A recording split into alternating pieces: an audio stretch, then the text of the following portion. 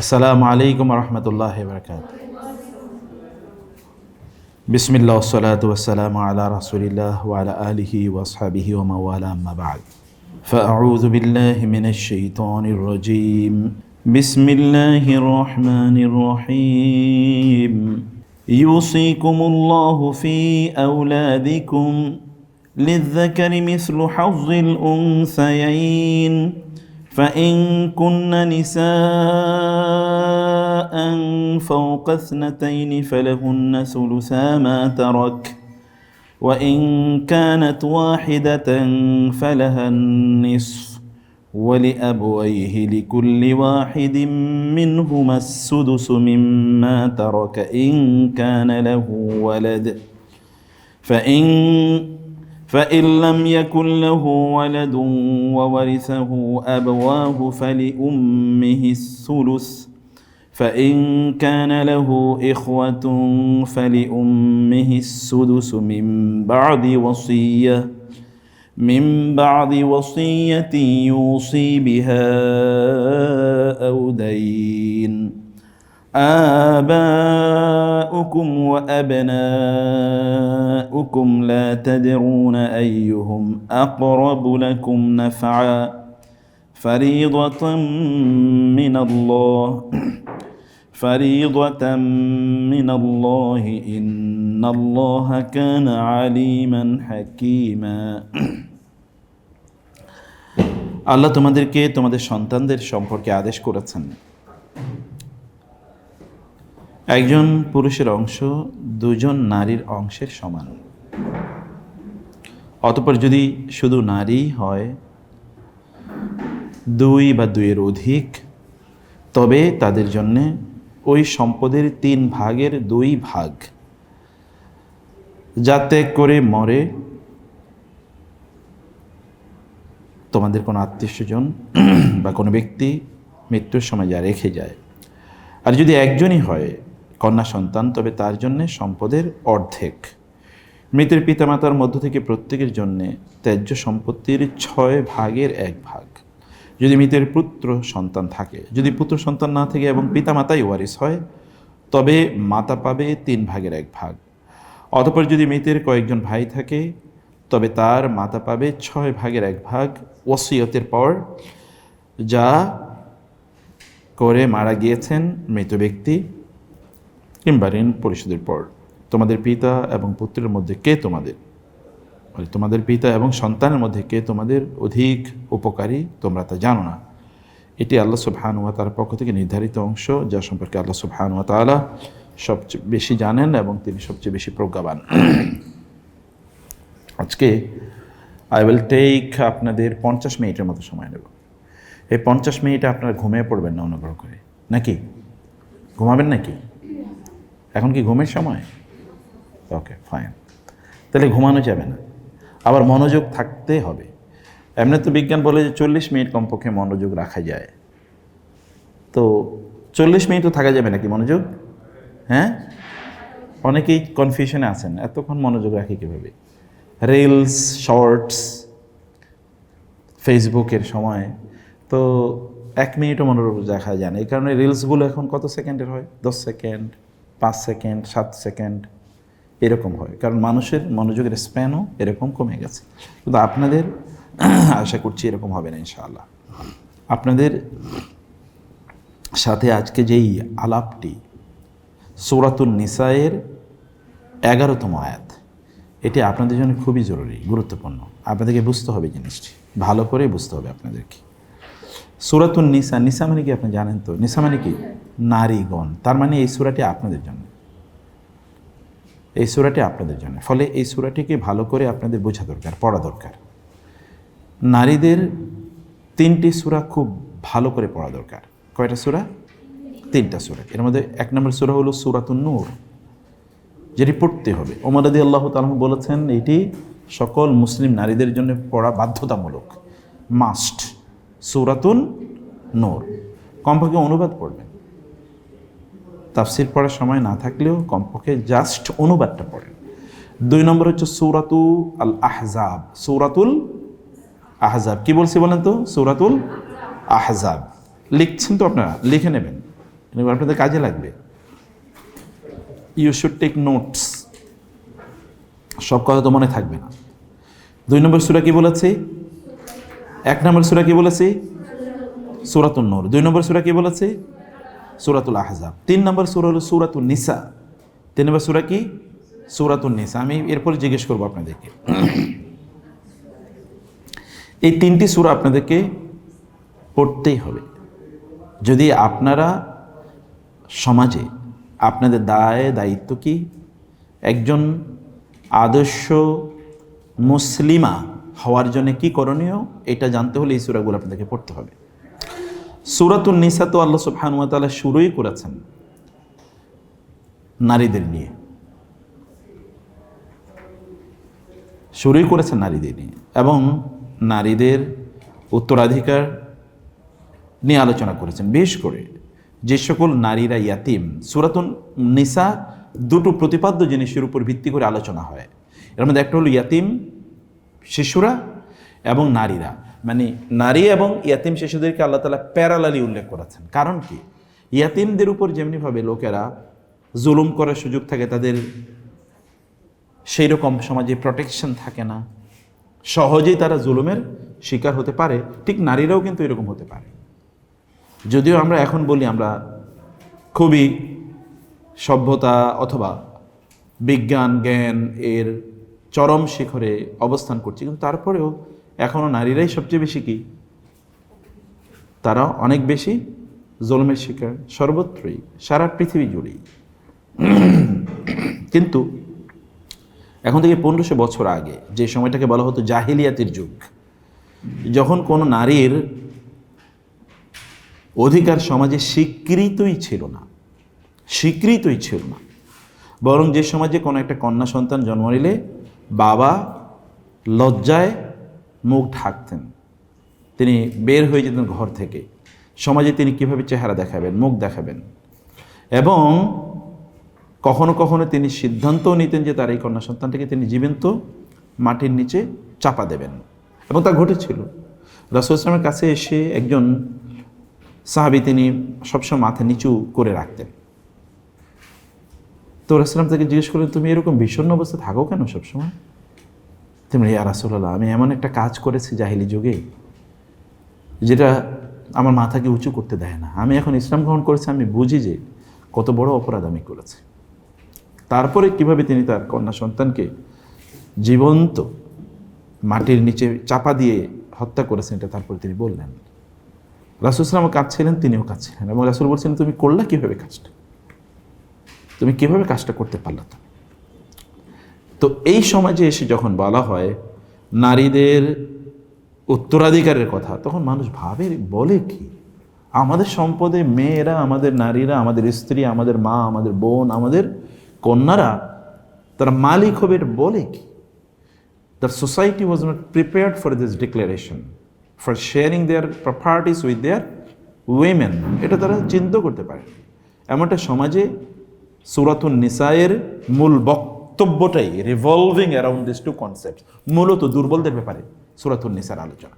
দুর্বল সমাজ, যারা those who are thought to be weaker elements in the society, যেমন নারীরা, শিশুরা এবং তৎকালীন সমাজে মুসলিমরা, তাদের ব্যাপারে সূরায় অনেক বেশি কথা বলা হয়েছে।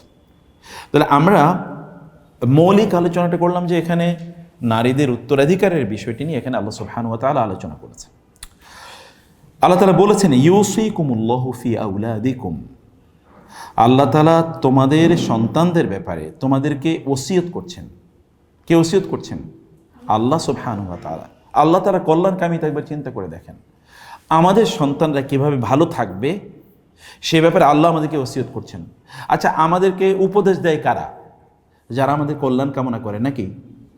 তারাই তো উপদেশ দেয়, তুমি এই কাজটা করো না, এটা করলে তোমার ক্ষতি হবে, এটা করলে তোমার ভালো হবে। এটা তো আপনাকে যারা পছন্দ করে, আপনার মা, আপনার বাবা, আপনার ভাই, আপনার বোন, আপনার ভেরি ক্লোজ ফ্রেন্ডস, অথবা রিলিজিয়াস সার্কেল, সোলামায়ে কেরাম, তারাই কেবল। আর অন্যান্যরা তো আপনাকে উপদেশ দেবে না, ও ধ্বংস হোক, মারা যায়, তাতে আমার কি আসে যায়। কিন্তু কেবল কল্যাণকামীরাই কি করে? মানুষের উপদেশ প্রদান করে।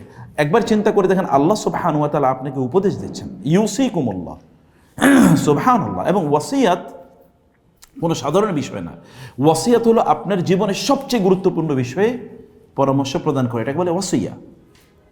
যালিকুম ওয়াসাকুম বিহ, আল্লাহ তোমাদেরকে এই ব্যাপারে ওয়াসিয়ত প্রদান করছেন। ওয়াসাইনাল ইনসানা বিওয়ালিদাইহি, আমি সন্তানদেরকে বলছি, মানুষদেরকে বলছি, তোমাদের পিতামাতার সাথে উত্তম আচরণ করবা, তোমাদেরকে ওসিয়ত প্রদান করছি। ওয়াসিয়া, ওয়াসিয়া হচ্ছে যেমন ধরেন মানুষ যখন মারা যায় তখন তিনি বুঝতে পেরেছেন যে আমি খুব আই উইল ডাই সুন, আমি কিছুক্ষণ পর মারা যাব। এমত অবস্থায় তিনি তার সন্তানদেরকে ডাকেন, তার স্বামীকে ডাকেন, স্ত্রীকে ডাকেন। ধরেন আপনার মৃত্যুর সময়, তখন আপনি স্বামীকে ডেকে কী বলবেন? আপনি বলবেন, আরে আমরা কক্সবাজারে ঘুরতে যাওয়ার কথা ছিল, ঘুরতে যেতে পারলাম না, সরি, তুমি অন্যায় করছো আমার সাথে, এগুলো আলোচনা করবেন। আপনি বলবেন, দেখো আমি তো মেরে যাচ্ছি, আমার সন্তানগুলো একটু দেখে শুনে রাখো, ওদের উপর যেন কোনো কষ্ট না হয়। আপনি তখন ইমোশনাল হয়ে থাকে, কত খুবই গুরুত্বপূর্ণ। আপনি চিন্তা করবেন আমার এখন 100টা কথা আছে, কোনটা বলবো সবচেয়ে গুরুত্বপূর্ণ কোনটা, প্রায়োরিটি লিস্টে 1 নম্বর কোনটা, এটা তখন আপনি বলবেন, সবচেয়ে গুরুত্বপূর্ণ কথাটা বলবেন। এটাকে বলে ওয়াসিয়াত। আল্লাহ তাআলা বলেছেন, আল্লাহ তোমাদেরকে ওয়াসিয়াত প্রদান করছেন। আল্লাহ যখন ওয়াসিয়াত প্রদান করেন তখন এটা কতটা গুরুত্বপূর্ণ হতে পারে। এবং একজন তাবি, বিখ্যাত একজন তাবি, তিনি বললেন, কিয়ামতের দিন যদি আল্লাহ তাআলা, মানে কেউ যদি আমাকে এসে বলেন যে আমার বিচার আমার পিতামাতা করবে অথবা আল্লাহ করবে, দুটোর যে কোনো অপশন, একটা অপশন আমাকে নেওয়ার জন্য, আমার পিতামাতা আমার বিচার করবে অথবা আল্লাহ তাআলা বিচার করবেন, আমি কোনটা গ্রহণ করব? আমি 1000 কোটি বার আমার আল্লাহ তাআলাকে আমি বিচারক হিসেবে মেনে নেব, কারণ আমার আল্লাহ আমার পিতামাতার চেয়ে আমাকে মানে কোটি কোটি কত গুণ যে বেশি ভালোবাসেন, এটা তো বর্ণনা করে শেষ করতে পারবো না। দেখেন তো বাবা মা, আপনি একবার অন্যায় করলে, আপনার নিজেরও সন্তান যাদের বিয়ে হয়েছে আপনাদের সন্তান থাকতে পারে, একবার অন্যায় করলে এরপরে আপনি মাফ করে দেন, কিন্তু দ্বিতীয়বার কি আর মাফ করি না? কিন্তু আল্লাহ তাআলা, আমরা অন্যায় এই সকাল থেকে এই পর্যন্ত কয়টা অন্যায় করেছি এটারও হিসাব করলে যদি আল্লাহ তাআলা পিতা মাতার অবস্থানে থাকতেন তাহলে কয়বার আমাদেরকে শাস্তি দিতেন বলেন তো? কতবার শাস্তি দিতেন? প্রত্যেকটা কাজের জন্য একবার শাস্তি দিতে পারতেন আল্লাহ তাআলা। তুমি এটা করেছো কেন, তুমি এটা করেছো কেন, তোমাকে তো আমি এরকম করতে বলি নেই। অথচ তিনি আমাদেরকে সৃষ্টি করেছেন এবং তিনি আমাদেরকে সব দিচ্ছেন, আমাদের যা যা প্রয়োজন।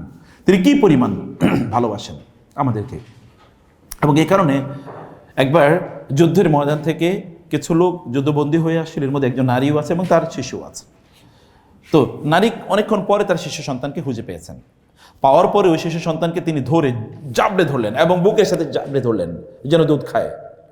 মা সন্তানের জন্য অস্থির হয়ে গেছে। সন্তান তো শিশু, পোষ্য শিশু, অনেকক্ষণ দুধ খায় না, তার জানি কি কষ্ট হয়েছে। সাহাবায়ে কেরাম অবাক হয়ে আছেন, এই ধুলাবালিওয়ালা এই শিশুটাকে মা ধরছেন, তাকে চুমু দিচ্ছেন, তাকে দুধ খাওয়াচ্ছেন। রাসূল সাল্লাল্লাহু আলাইহি ওয়াসাল্লাম বললেন, তোমরা অবাক হচ্ছ এই মায়ের ভালোবাসা দেখে, সন্তানের প্রতি মায়ের ভালোবাসা তোমরা অবাক হচ্ছ? আল্লাহ তাআলা এই মা তার সন্তানকে যত ভালোবাসেন, আল্লাহ তাআলা আমাদেরকে তার চেয়ে অনেক অনেক বেশি ভালোবাসেন। সুবহানাল্লাহ। এই কারণে আল্লাহ তাআলা ইউসি, তিনি আমাদেরকে ওসিয়ত করছেন এবং ওসিয়ত করছেন কাদের ব্যাপারে? আমাদের সন্তানদের ব্যাপারে। কারণ আমাদের সন্তানদের ব্যাপারে আমরা যা জানি তার চেয়ে বেশি জানেন কে? আল্লাহ। আমাদের সন্তানদের কোথায় কল্যাণ হবে কোথায় অকল্যাণ হবে এটা আমরা জানি না, জানেন কে? আল্লাহ। দেখবেন কোন একটা সময় আপনাদের হয়তো এখন মানে মা যদি নাও হন, কমপক্ষে আপনাদের সন্তান দেখবেন আপনার মাই বলে, তোরে পেটে নিয়ে ভুল করছি। অনেক মা বলেন এরকম, বাবারা বলে, তোমাদেরকে তো তোমাদের জন্য জীবনটাই আমি ধ্বংস করে ফেলছি, আগে যদি বুঝতাম তাহলে এই সকল। আবার অনেকে এরকম বলে, আগে বুঝলে তো গলা টিপে হত্যা করে ফেলতাম। কথাগুলো তারা খুব আক্রোশ থেকে বলে, কষ্ট থেকে বলে। যে সন্তান তার পিতাকে ঘর থেকে বের করে দেয়, এই সন্তানের ব্যাপারে তার পিতার আফসোসটা কোন লেভেল হতে পারে? যে মেয়ে তার মাকে গালিগালাজ করে, মার ধ্বংস কামনা করে, সে মেয়ের জন্য তার মায়ের আক্ষেপটা কেমন হতে পারে? তারা পরবর্তীতে বলে যে এটা এরকম করেছে, এরকম করেছে। কিন্তু আল্লাহ সুবহানাহু ওয়া তাআলা তিনি আগ থেকেই জানেন যে তোমার সন্তান তোমার জন্য এই এই কাজে কল্যাণ হবে, এই কাজে অকল্যাণকর হবে। এবং একেবারে আয়াতের শেষের দিকে আল্লাহ তাআলা সেই কথা বলেছেন, আবাউকুম ওয়া আবনাকুম লা তাদরুনা আইয়ুহুম আকরাবু লাকুম নাফা। তোমরা জানো না তোমাদের সন্তান, তোমাদের পিতামাতার মধ্যে তোমাদের জন্য সবচেয়ে বেশি কল্যাণকামী বা কল্যাণকরকে তোমরা জানো না। আমি জানি যে এই পথে যদি তোমরা তোমাদের সন্তানদেরকে পরিচালনা করো তাহলে তারা তোমাদের জন্য কল্যাণকর হবে, আর ওই পথে যদি নাও তাহলে আলটিমেটলি তারা they will prove to be detrimental, harmful to you, তোমার জন্য তারা ক্ষতিকর হবে। সে কারণে আল্লাহ সুবহানাহু ওয়া তাআলা ফি আউলাদিকুম, তোমাদের সন্তানদের ব্যাপারে আল্লাহ তাআলা তোমাদেরকে ওয়াসিয়া প্রদান করছেন। জাবের ইবনে আব্দুল্লাহ রাদিয়াল্লাহু তাআলা আনহু তিনি এসে বলেন, ইয়া রাসূলুল্লাহ, যুদ্ধের ময়দানে তো এরকম এরকম আমার বাবা মারা গিয়েছে, আমাদের সন্তান, আমাদের সম্পদগুলো আছে, এই সম্পদগুলো আমরা কিভাবে বন্টন করব। এই প্রেক্ষাপটে অথবা সাদ রাদিয়াল্লাহু তাআলা আনহু তার স্ত্রী এসে বলেন, ইয়া রাসূলুল্লাহ, যুদ্ধের ময়দানে ওদের যুদ্ধে তো আপনার সাথে আমার স্বামী অংশগ্রহণ করেছিলেন, তিনি মারা গিয়েছেন যুদ্ধের ময়দানে, শাহাদাত বরণ করেছেন, কিন্তু তার যে সম্পত্তি, তার কয়েকজন সন্তান আছে, এরা তো ইয়াতিম, কিন্তু তার চাচা সবগুলো সম্পদ নিয়ে গেছে, একটু সম্পদও সন্তানদের জন্য রাখে নাই। কন্যা সন্তান আছে তার, এই কন্যাদের জন্য কিচ্ছু রাখে না, সব চাচা নিয়ে গেছে। এমনই সময় আল্লাহ সুবহানাহু ওয়া তাআলা কোরআনের এই আয়াতটি নাজিল করে বললেন যে না, তাকে ডাকলেন, এরপরে ডেকে বলেন যে তুমি এদেরকে এইভাবে সম্পদগুলো দিয়ে দাও। আল্লাহ তাআলা বলে দিয়েছেন, সিদ্ধান্ত জানিয়ে দিয়েছেন সম্পদ কিভাবে বন্টিত হবে। আল্লাহ তাআলা কতটা কল্যাণকর হলে তিনি আমাদের জন্য আমাদের সন্তানদেরকে কিভাবে আমরা সম্পদ বন্টন করে দেবো, এটা আল্লাহই বলে দিচ্ছেন। আপনার কোনো ম্যাথমেটিশিয়ানের কাছে যাওয়া লাগে না, কোনো দরবারির কাছে যাওয়া লাগে না, কোনো লয়ারের কাছে যাওয়া লাগে না, কোনো ব্যারিস্টারের কাছে, কোনো উকিলের কাছে যাওয়া লাগে না, অথবা কোনো জাজ বিচারকের কাছে যাওয়া লাগে না। কারণ উকিলের কাছে গেলেই আপনার টাকা দেওয়া লাগতো, ব্যারিস্টারের কাছে গেলে ও এমন প্যাঁচ দিত যে ওই প্যাঁচের কারণে আপনার সব টাকা শেষ, তাই না? বিচারকের কাছে গেলে বিচারক তো দেখবে চেহারা দেখে যে এর প্রভাব কেমন, তার পক্ষে রায় দেবে, যেমন গোটা পৃথিবীতে হচ্ছে। কিন্তু আল্লাহ সুবহানাহু ওয়া তাআলা দেখেন, কোরআনের মাত্র 3টি আয়াত, এই যে আয়াতটি 11তম আয়াত এবং তারপরে 12তম আয়াত এবং সূরা নিসার সর্বশেষ আয়াত। সূরা নিসার কি সর্বশেষ আয়াত? সর্বশেষ আয়াত মানে হচ্ছে 176তম আয়াত। কি বলেন তো? 103টা আয়াত লিখে রাখেন, 176তম আয়াত। এই 3টা আয়াতে, 11তম আয়াত, 12তম আয়াত, 173তম আয়াত, এই 3টা আয়াতে আল্লাহ সুবহানাহু ওয়া তাআলা গোটা উত্তরাধিকারের যে বিধান, এই গোটা বিধান আল্লাহ তাআলা এই 3টা আয়াতের মধ্যে উল্লেখ করে দিলেন। এটা আল্লাহ ছাড়ার কারোর পক্ষে সম্ভব না। আপনি দেখবেন যদি এখনো আপনি বাজারে যান, যে ল অফ ইনহেরিটেন্স, উত্তরাধিকার আইন, আপনি বাজারে গিয়ে দেখেন, ওই বই কিনলে আপনি আগামাথা কিছুই বুঝবেন না, লয়ারের কাছে দৌড়াতে হবে। এবং গোটা পৃথিবী কিন্তু জ্ঞানজামের উপর ভিত্তি। আপনি ইউরোপ, আমেরিকা এত পরিমাণ জ্ঞানের অধিকারী বলে তারা দাবি করে, কিন্তু এখনো তারা সেটেলমেন্টে আসতে পারে না যে কিভাবে সম্পদ, এটা বইয়ের পর বই এবং এর উপর আলাদা আইন, এর উপর আলাদা আইনের লোক আছে, তারা কেবল এগুলো নিয়ে পড়াশোনা করে, এগুলো নিয়ে মামলা মোকদ্দমা চলতে আছে। অথচ 3টা আয়াত মাত্র আল্লাহ তাআলা সব সমাধান করে দিয়েছেন। এটা আল্লাহ সুবহানাহু ওয়া তাআলার মুআজ্জা, আল্লাহর কিতাবের মুআজ্জা, কোরআনের মুআজ্জা। 3টা আয়াতের মাধ্যমে সব সমাধান হয়ে গেছে। আল্লাহ তাআলা কি বললেন? তিনি বললেন যে লিযযাকারি মিসলু হাযযিল উনসায়াইন, প্রত্যেক ছেলে, লিযযাকার, যাকার মানে হচ্ছে ছেলে, প্রত্যেক ছেলের জন্য হবে কি মিসলু হাযযিল উনসায়াইন, প্রত্যেক 2জন মেয়ের সমান। দেখেন আল্লাহ তাআলা পুরুষও বলেন না, নারীও বলেন নাই। কারণ পুরুষ বললে কি শিশুদের কি বোঝায় বলেন তো? আপনি কি ছোট একটা বাচ্চাকে বলে, ও তুমি তো পুরুষ, এটা বলবেন না, আপনি বলবেন ছেলে। একটা ছোট মেয়েকে দেখলে আপনি বলবেন না নারী, আপনি বলবেন মেয়ে। যখন মেয়ে বলা হয়, ছেলে বলা হয়, ছেলে মানুষ, তখন বললে ছোট এবং বড় সবাইকে বোঝায়। কিন্তু যখন বলা হয় পুরুষ, তখন বড়দেরকে বোঝায়। যখন বলা হয় নারী, তখন বড়দেরকে বোঝায়। যখন বলা হয় ছেলে এবং মেয়ে, তখন এটা ছোট বড় সবাইকে বোঝায়। বুঝতে পেরেছেন তো? আল্লাহ তাআলা বলে লিযযাকারি, প্রত্যেকটা ছেলের জন্য, মেল এর জন্য মিসলু হাযযিল উনসায়াইন, 2 নারীর সমান পাবে কে? একজন পুরুষ। বা 2 মেয়ের সমান পাবে একজন ছেলে। স্ট্যান্ডার্ড হিসেবে আল্লাহ তাআলা নারীদেরকে উল্লেখ করেছেন, আপনাদেরকে, যে সমাজে সম্পদ বন্টন হওয়ার জন্য আমরা একটা বাটখারা, যখন আপনি দাঁড়িয়ে পাল্লায় কোনো কিছু দেন, তখন আপনি কি বাটখারা দেন এক পাশে, আরেক পাশে কি দেন? পণ্য। বাটখারা দিয়ে মাপেন। সমাজে সম্পদ যদি বন্টন করতে হয়, মাপতে হয়, তাহলে নারীদেরকে সামনে রেখে মাপতে হবে। তার হলো স্ট্যান্ডার্ড, তাদের স্ট্যান্ডার্ড ধরে অন্যদের মাঝে ডিস্ট্রিবিউশন করতে হবে। মিসলু হাযযিল উনসায়াইন। এখন আপনার মাঝে প্রশ্ন থাকতে পারে, একজন ছেলে কেন 2জন মেয়ের সমান পাবে? This a big question. গোটা সমাজে তো এরকম আলোচনা আছে, একজন ছেলে কেন 2জন মেয়ের সমান পাবে। আচ্ছা বলেন তো, একটা এক্সাম্পল বলছি, আপনারা 1 ভাই এবং 2 বোন, অথবা ধরেন আপনারা 1 ভাই 1 বোন। আপনার বাবা যে সম্পত্তি রেখে গেছে, ধরেন আপনার বাবা রেখে গেছে হলো 3 লাখ টাকা, একটা এক্সাম্পল বলছি। এর মধ্যে আপনার ভাই পেয়েছে কতটুকু? 1 লাখ টাকা। আপনি পেয়েছেন কতটুকু? 1 লাখ। আপনার ভাই পেয়েছেন 2 লাখ, আপনি পেয়েছেন 1 লাখ। আপনি 1 লাখ টাকা নিয়ে আপনি ব্যাংকে রেখে দিলেন। আপনার বাবার দায়িত্ব হচ্ছে আপনার সকল খরচ মেটানো, আপনার বাবা যদি মারা যায় তাহলে আপনার সকল খরচ মেটানোর দায়িত্ব কার? আপনার ভাইয়ের। আপনার ব্যাংকে আপনি কিন্তু 1 লাখ টাকা ব্যাংকে রয়ে গেছে, এবার আপনার ভাইয়ের উপর আপনার দায়িত্ব সকল জামা কাপড়, খাদ্য, পানীয়, বিবাহ শাদী সব কিছু ব্যবস্থা করা। ওনার কিন্তু ওই 2 লাখ টাকা দিয়ে এবার আপনার পেছনে খরচ করা শুরু হয়ে গেছে। ওনার কত আছে আমরা জানি না। যদি আপনার পেছনে খরচ নাও করে, ধরেন আপনার বিয়ে হয়ে গেছে, আপনি বিয়ে হয়ে যাওয়ার পর কি হয়েছে, আপনার স্বামীর কাছ থেকে আপনি মহারানা হিসেবে আরও 1 লাখ টাকা পেলেন কমপক্ষে। আপনার অ্যাকাউন্টে এবার কত টাকা জমা হয়েছে? 2 লাখ।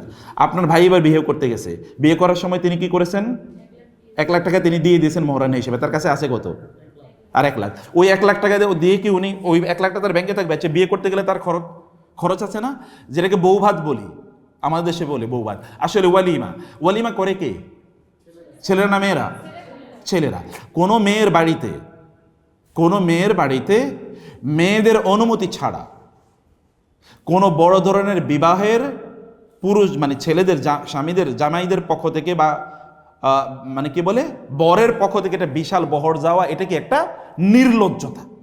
এটা যেমন আপনার বাসায় আমি জোর করে গিয়ে বলে আমার খাবার দেন, এটা একটা ডাকাতি, এটা একটা সন্ত্রাসী কার্যকলাপ এবং এটা একটা ছোটলুকি, এটা একটা ভিক্ষাবৃত্তির চেয়েও নিকৃষ্ট, ভিক্ষার চেয়েও নিকৃষ্ট। যেন আপনার কোনো বোনের বা কারো একজনের বিয়ে হবে, ওইখানে যে ছেলের কাছে বিয়ে হবে 50 জন লোক, আমাদের 50 জন লোককে খাওয়াতে, তুই একটা ভিক্ষা কর, তোর বিয়ে করাই উচিত হয়নি। এই জাতীয় পুরুষদের বিয়ে করাই নিষিদ্ধ। কোনো তো ভিক্ষুক, আরেকজনের কাছে ভিক্ষুকের চেয়েও খারাপ, এটা চাঁদাবাজ। একটা ছেলের কাজ হচ্ছে একজন কন্যার, তার বাবার দায়িত্ব হচ্ছে মেয়েটাকে বিয়ে দিয়ে দেয়, আর কিচ্ছু না। কোনো খাওয়ানোর আর কোনো দায়িত্ব নাই। এরপরে যদি কেউ মেহমানদারি করে, 2-4 জনকে মেহমানদারি করতে পারে। কিন্তু এখন হয়ে গেছে উল্টা, মেয়েদের পক্ষ থেকে সকল মানে বিবাহ উত্তর যত আয়োজন সব মেয়েরা করে। ওই ছেলে একটা অথর্ব স্টুপিড, ওই অথর্ব গিয়ে একটা বিয়ে করে আসে এবং ওর কতগুলো লোক নিয়ে একটা ফকির টাইপের একটা মানসিকতা আর কি, বা একটা ওই যে চাঁদাবাজ টাইপের মানসিকতা, যে আমি কিছু মানে বুভুক্ষ বা কিছু ভিক্ষুক টাইপের লোক নিয়ে গেলাম, এগুলো জীবনে কোনোদিন ভালো খায় না, অতএব এদেরকে নিয়ে খাওয়াইলাম। কারো যদি আত্মসম্মান থাকে, আত্মমর্যাদা থাকে, তাইলে এই জাতীয় পুরুষদের, যদি পুরুষদের আত্মসম্মান থাকে, তাহলে তারা তাদের স্ত্রীদের মানে বিয়ে করার সময় কনের বাড়িতে এরকম বিশাল বহর নিয়ে তারা যাবে না। যদি পার্সোনালিটি থাকে, ব্যক্তিত্ব থাকে, যাবে 2-4 জন, কিন্তু সে খাওয়াবে তার সামর্থ্য অনুসারে। আচ্ছা ধরেন সে খাওয়ালো সামর্থ্য অনুসারে, খাওয়াইতে গিয়ে আর কয় টাকা থাকে? তার 1 লাখ টাকা কিন্তু আছে মাত্র। কত থাকবে আর বলেন তো? যদি এখানে ধরেন 20,000 টাকাও খরচ করে, আমি 20-30,000 টাকা খরচ করলো, বেশি খরচ করো না, থাকে ধরেন 60-70,000 টাকা। আচ্ছা, একজন নারীরে বিয়ে করে নিয়ে আসার সময় তার জামা কাপড় দেওয়া লাগবে না? একটা আলতা স্নো, একটু আতর, পারফিউম ইত্যাদি দেওয়া লাগবে না? এইগুলো কেনার জন্য ধরেন আরো 20,000 টাকা গেল। আছে কত আর? 50,000 টাকা। আচ্ছা, এই নাকি মাদুরের মধ্যে বেশি রাখবে? আচ্ছা, ঘরে তাকে একটু রাখার জন্য একটু খাট কেনা লাগবে, একটু খাওয়ার জন্য হাঁড়ি পাতিল কেনা লাগবে। তো এগুলো কেনার জন্য ধরেন আরো 20-30,000 টাকা গেলো, থাকে কত? 20,000 টাকা। আপনার কিন্তু ব্যাংকে 2 লাখ টাকা রয়ে গেছে, এর কিন্তু 20,000 টাকা কয়েকদিন পরে ঋণ করা লাগবে সংসার চালানোর জন্য, টাকা তো নাই। আচ্ছা, এরপরে ধরেন বিয়ে করে নিয়ে আসছিলেন, আসার পর থেকে আপনার ব্যাংক থেকে যে টাকা আছে এগুলো সব আপনি এবার বের করে তারপরে স্বামীরে দেবেন যে চালাও, তোমার সংসার চালাবে, এরকম না। বরং উনি সারাদিন রাত কাজ করবেন আপনাকে রানীর হালতে রাখার জন্য। আপনি ঘরে বসে থাকবেন এবং অন্যরা, আপনি যদি একটু রান্নাবান্না করেন, করতে পারেন অনুগ্রহ করে, অন্যরা এসে আপনাকে কাজ করে দেবে। আর উনি সারাদিন গাদার মতো খাটবে, খেটে এসে আপনি যেন একটু ভালো থাকতে পারেন এরকম একটা ব্যবস্থা করবে। আবার আপনি কিছু টাকা পয়সা পকেট খরচও দেবেন, আপনাকে একটা পকেট খরচও দেবেন। আমি কিন্তু আমার ওয়াইফের একটা ভালো পকেট খরচ দিই, এটা আমি প্রতি মাসেই দিয়ে দিই, এটা বাধ্যতামূলক।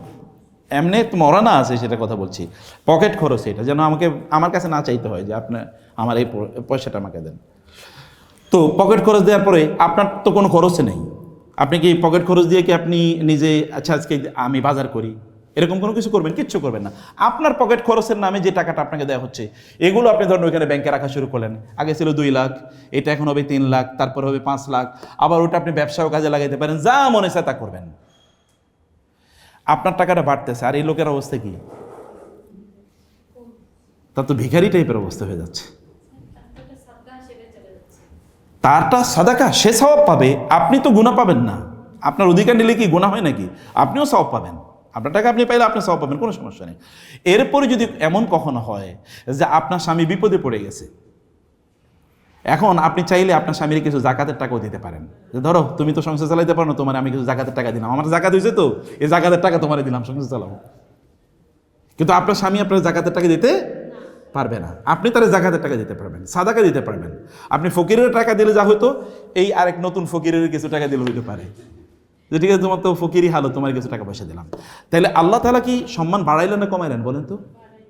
এখন এই যে কথিত নারীবাদীরা, যে সকল নারীবাদীদের একটারও সংসার নেই, আপনি জানেন কিনা বাংলাদেশে যতগুলো নারীবাদী আছে একটা সংসারও নেই, সবগুলো স্বামী থেকে বিচ্ছিন্ন, সবগুলো স্বামী থেকে বিচ্ছিন্ন। আর একটার অনেকগুলো বিয়ে শাদীও কতগুলো হয়েছে কেউ জানে না। এই সকল নারীবাদীরা এসে যদি আপনাদেরকে বলে তোমাদের অধিকার চাই, তখন এটা হচ্ছে ওই যে এক শিয়ালের অবস্থা হয়েছিল কি, তার লেজ কাটা গেছে, ও চিন্তা করলে এবার সব শিয়ালের লেজের কাটার ব্যবস্থা আমি করে দিই, সব শিয়ালের লেজ কাটার ব্যবস্থা করে দিই। এরা হলো ওই রকম। অথবা এটা হলো শিয়াল এসে আপনার বাসায় এসে বলল আমি কিন্তু খুবই ভালো মানুষ, আপনার মুরগিগুলো সব আমার কাছে কি রাখেন, আমানত রাখেন, এগুলো সব নজরদারি আমি করবো। আপনি কি রাখবেন নাকি শিয়ালের কাছে মুরগি? শিয়ালের কাছে মুরগি রাখলে ও যত ভালো কথাই বলুক, পরে কি করবে, এ সব মুরগিও খেয়ে ফেলবে। এটা হচ্ছে ওই রকম টাইপের একটা অবস্থা। আল্লাহ তাআলা বললেন লিযাকারি মিসলু হাজ্জিল উনসায়াইন, এর চেয়ে জাস্টিস এই পৃথিবীতে হতেই পারে না। আচ্ছা, সৃষ্টি করেছেন কে বলেন তো? আল্লাহ তাআলা। তিনি সৃষ্টি করেছেন, বিধান কি তিনি আমার চেয়ে কম জানেন না বেশি জানেন? এখন গোটা পৃথিবী স্ট্রাগল করছে উত্তরাধিকার সম্পত্তি নিয়ে। এবং আপনারা জানেন ইউরোপ আমেরিকার অবস্থা, আপনারা জানেন ইউরোপ আমেরিকাতে কি হলো, তারা বললো যে আপনার যখন বিয়ে শাদী হবে তখন সম্পদ সমান সমান হবে, ছেলেও পাবে যা, মেয়েও পাবে তা। আর যখন সম্পদটা সমানভাবে বন্টন হয়ে গেল, বন্টন হয়ে যাওয়ার পর এবার ছেলেরা কি করা শুরু করছে জানেন? ছেলেরা বললো যে আমার বাবা তো তোমার অর্ধেক সম্পত্তি দিয়েছে, এখন আমার আর কোনো দায় নাই, আমার কোনো দায় নাই। আমি আপনাদেরকে আগে বলেছি, যদি এমন হয় যে বোন কোনো বিপদে পড়েছে, যেমন বোনের ডিভোর্স হয়ে গেছে, বোন কিন্তু সম্পদ নিয়ে গেছে, এখন এই ডিভোর্সি বোনের দায়িত্ব কার বলেন তো? ভাইয়ের, বাধ্যতামূলক। ভাইয়ের কথা বলার কোনো সুযোগই নাই যে বাবা তোমাকে সম্পদ দিয়ে দিচ্ছে অথবা আমার কোনো কাজ নাই, আমি কিছু করতে পারি না। ভাইয়ের একটা দায়িত্ব, শরিয়া ম্যান্ডেটেড, তার উপর ফরজ এই বোনদের দায়িত্ব পালন করা। বোনের সকল তত্ত্বাবধান এবং তার খাদ্য পানীয় ইত্যাদি সব নিশ্চিত করা কিন্তু ভাইয়ের দায়িত্ব, ভাইকে এটা করতে হবে। এখন ইউরোপ আমেরিকা কি করলো, ওরা যখন দেখলো যে এরকম সম্পদ বন্টন অর্ধেক হয়ে, তখন বলছে যে সে তার, অতএব সে বিপদে পড়ছে, মারা গেছে, এগুলো আমাদের দেখার কোনো ইস্যু না। আর ওই যে ছেলে, এখন এই ছেলেটা আবার কি, যে ভাই ও কি কয়েকদিন পরে স্বামী হবে না, ও বিয়ে করার সময় তার ওয়াইফের বলে যে আমি তোমার কোনো মহারানা টাকা দিতে পারবো না। কেন? তুমি তো তোমার বাবার কাছ থেকে টাকা পাবা, আমি দিতে পারবো না, আমি দিতে পারবো না। আবার এরপরে আপনারা দেখবেন যে স্বামী স্ত্রীর পরের সূরাতে আছে যে স্বামী মারা গেলে স্ত্রী তার সম্পত্তির কতটুকু পাবে, স্ত্রী মারা গেলে স্বামী কতটুকু পাবে। যদি স্বামী মারা যায়, স্ত্রী যদি বেঁচে থাকে, স্বামীর যদি কোনো সন্তান থাকে তাহলে স্ত্রী পাবে 8 ভাগের 1 ভাগ। আর যদি স্বামীর কোনো সন্তান না থাকে, নিজের ওরও যাদের সন্তান না থাকে, তাহলে স্ত্রী পাবে 4 ভাগের 1 ভাগ। আবার যদি স্ত্রী মারা যায়, স্বামীর যদি কোনো সন্তান না থাকে তাহলে স্ত্রী পাবে, মানে স্বামী পাবে অর্ধেক, আর যদি কোনো সন্তান থাকে তাহলে পাবে 4 ভাগের 1 ভাগ। তো বলে এটাও তো অর্ধেক, আগের মতো যেমন 2 জন নারী সমান 1 জন পুরুষ, ঠিক এখানেও তো ওই রকমই, হয় 4 ভাগের 1 ভাগ অথবা 2 ভাগের 1 ভাগ। আর এর বিপরীতে 2 ভাগের 1 ভাগের বিপরীতে 4 ভাগের 1 ভাগ, আর 4 ভাগের 1 ভাগের বিপরীতে কি 8 ভাগের 1 ভাগ। তো বলছে এখানেও তো অর্ধেক। ইউরোপ কি করলো বলো না, যদি কোনো স্বামী মারা যায় তাহলে স্ত্রী স্বামীর সম্পত্তির অর্ধেক পাবে, আবার যদি ডিভোর্সও দিয়ে দেয় তাহলে স্ত্রীর সম্পত্তির অর্ধেক পাবে স্বামী। আর যদি স্ত্রী মারা যায় তাহলে ঠিক এরকম। এখন পুরুষরা তো সাধারণত ইনকাম করে, নারীদের তো ইনকাম করে কোনো বাধ্যবাধকতা নেই, কারণ সে তো রানীর মতো করে থাকবে। রানী আবার ইনকাম করবে কি? ইনকামের কাম তো রাজার। এখন ওরা চিন্তা করলো তাহলে বিয়েই করবো না। এখন ওরা কি করে, ওরা বলে তাহলে বিয়ে করবো না, বিয়ে করলে তো আমার সম্পত্তি অর্ধেক পেয়ে যাবে। অথবা বিয়ের সময় তারা চুক্তি করে এরকম যে আমি বিয়ে করবো বটে, আমি বাসা ভাড়া দেবো, তুমি ইয়ে করবা, বাচ্চাদের টিউশন ফি দেওয়া। আপনি গুগল করেন, আমি তো আর মুখস্থ কিছু বলছি না, আপনি সব গুগলে সার্চ করে দেখেন। অথবা বলছে যে আমি বাসা ভাড়া দেবো, তুমি বাজারে খরচ দেবা। এবং এমন হচ্ছে এখন ইউরোপে যে স্বামী স্ত্রী দুজনেই চাকরি করে, হয়তো দুজনে একই হোটেলে খেতে ঢুকেছে, প্রত্যেকের বিল প্রত্যেকে আলাদা ক্রেডিট কার্ড থেকে দিয়ে দিচ্ছে, আমার বিল আমি তোমার বিল, তুমি হুজ প্রত্যেকের। কারণ কোথায় গিয়ে দাঁড়াইছে, ওই যে ওইখানে। এবং আপনি গিয়ে দেখেন ইউরোপ আমেরিকাতে যারা ইলিগাল সন্তান, এদের সংখ্যা প্রায় কোথাও 40-50% পর্যন্ত ইলিগাল সন্তান। মানে এই সন্তানের বাবা নাই অথবা মা নাই, কে বাবা কেউ জানে না, কে মা কেউ জানে না। ওই যে বিয়ে বন্ধ হয়ে গেছে, বিয়ে কাঁদে না, তোমাকে তার দায়িত্ব নিতে হবে, তুমি তার জন্য সব করবা। এমন কি, এবং এটা আল্লাহ তাআলা তার উপর জুলুম করেও দেন নাই। আল্লাহ তাআলা বলেছেন তোমার স্ত্রীকে খাওয়ানোর জন্য তুমি যে চেষ্টা করো, কষ্ট করো, তাহলে এটাও কি দান সাদাকা করার জন্য যা সওয়াব পাবে তুমি সেই সওয়াব পাবা।